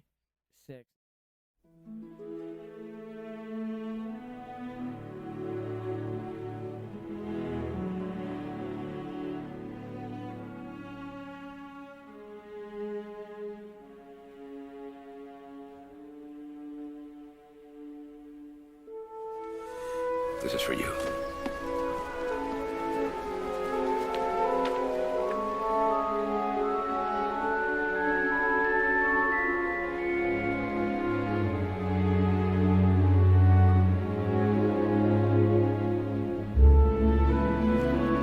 Thanks, Hagrid.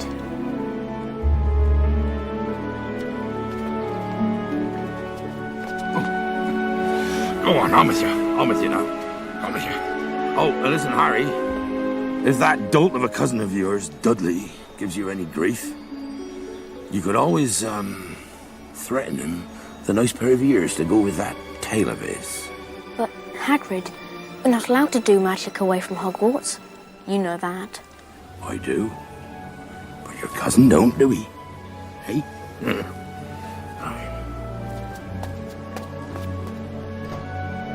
Feels strange to be going home, doesn't it? I'm not going home. Not really.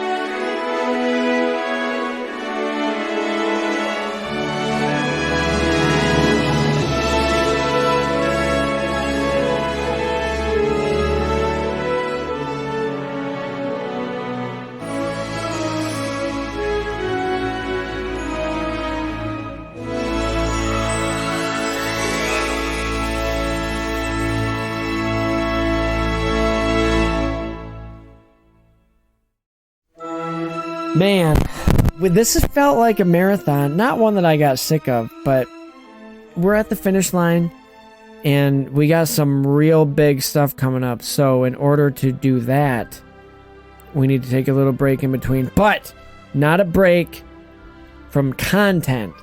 Just a little break in content weight. Like the weight. Lighter fare. And let me ask you this. Or I'm just going to tell you guys, we don't have a big fancy reveal. We don't have a skit. But let me ask you this. When you think of the world's greatest detective, what comes to mind? Batman. Yeah, it does. And we've done Batman.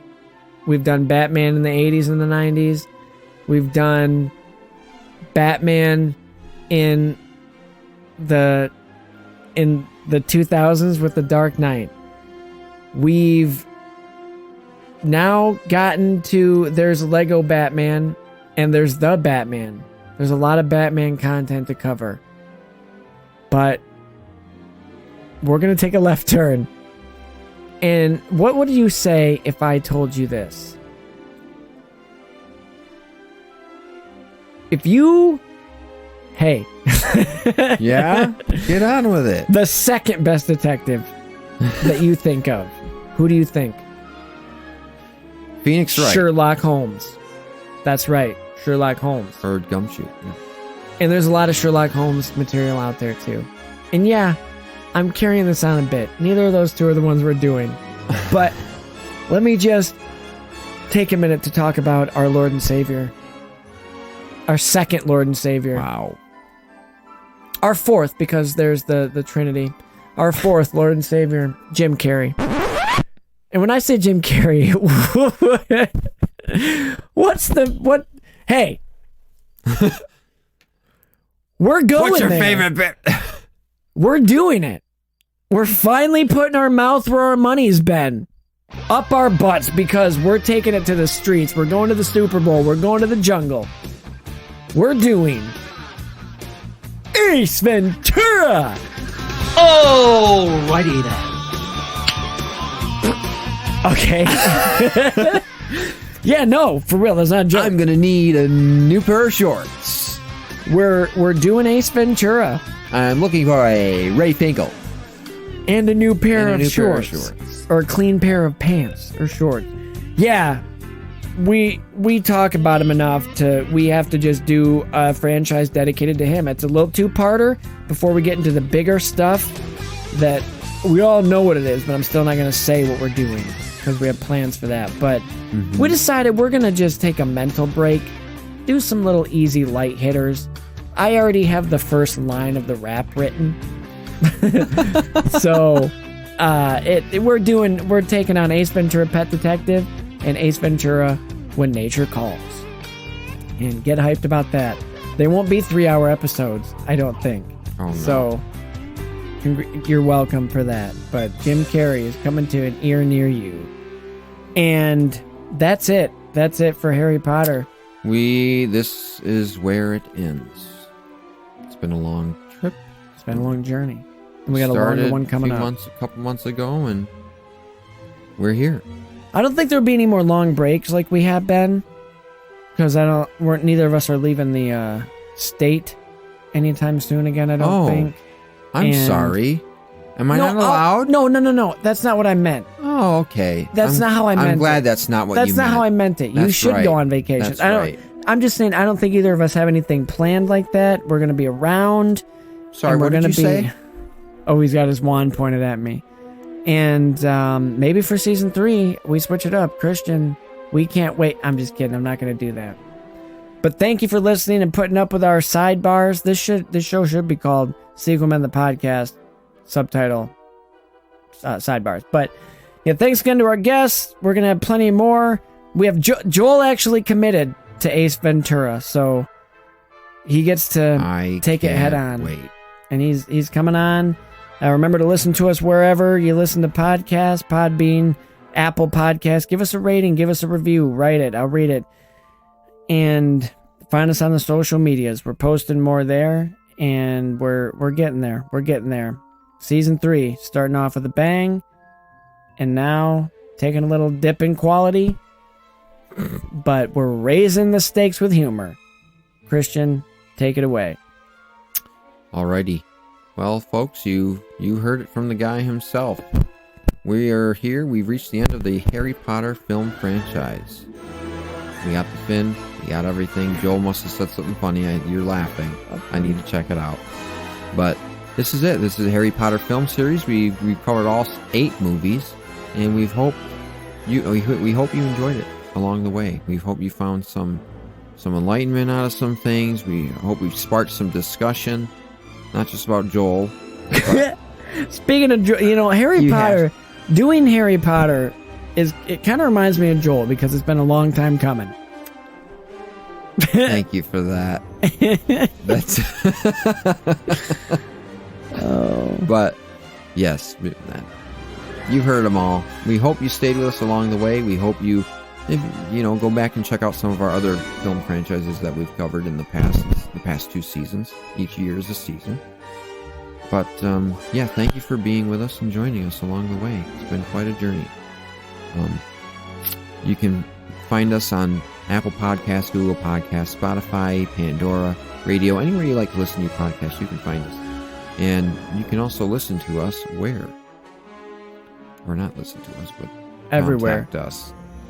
Contact us through Gmail, our Facebook page, our Twitter. I know Spencer just, I don't give a shit anymore. Go on our Facebook. No, we covered it all. You have 1,000 social media. And then we also play on the socials. We got Instagram, Facebook, and he already said, I'm not going to say it again. I gotta go to bed. Okay, shut up. We cannot wait until the next one. That's right, Christian. Because here at Sequel Men the Podcast, all films are created sequel. Mister, take it away.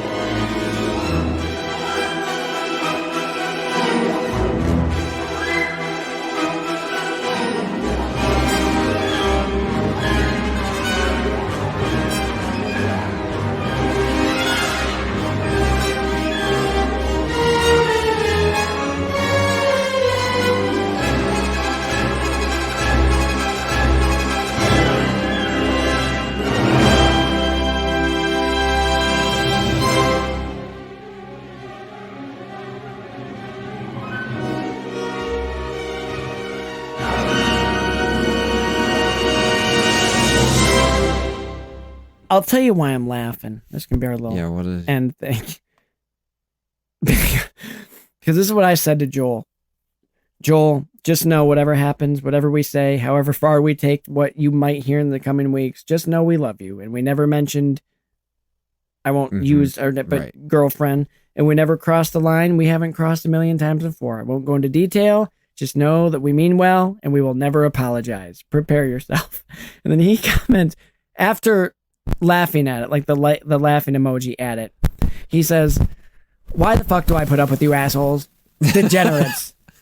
Degenerates? Yeah. And then I said, because it's fun. And then he said, abuse is never fun. JK. And I said, we don't abuse you. We just point out the funny stuff. And he said, can't wait to hear the dead horses you're beating. And then he comes back with, what the fuck you want to record? Even though I work for free. Even though I work for free with a small penis. So he knows. He already knows the jokes. He already knows. Also, Can't I almost wait got to hear all the dead horses you're going to be. I had a tick on my leg today. Didn't get bit. Dodged a bullet. Great. Thanks. Great. Good night. No one cares.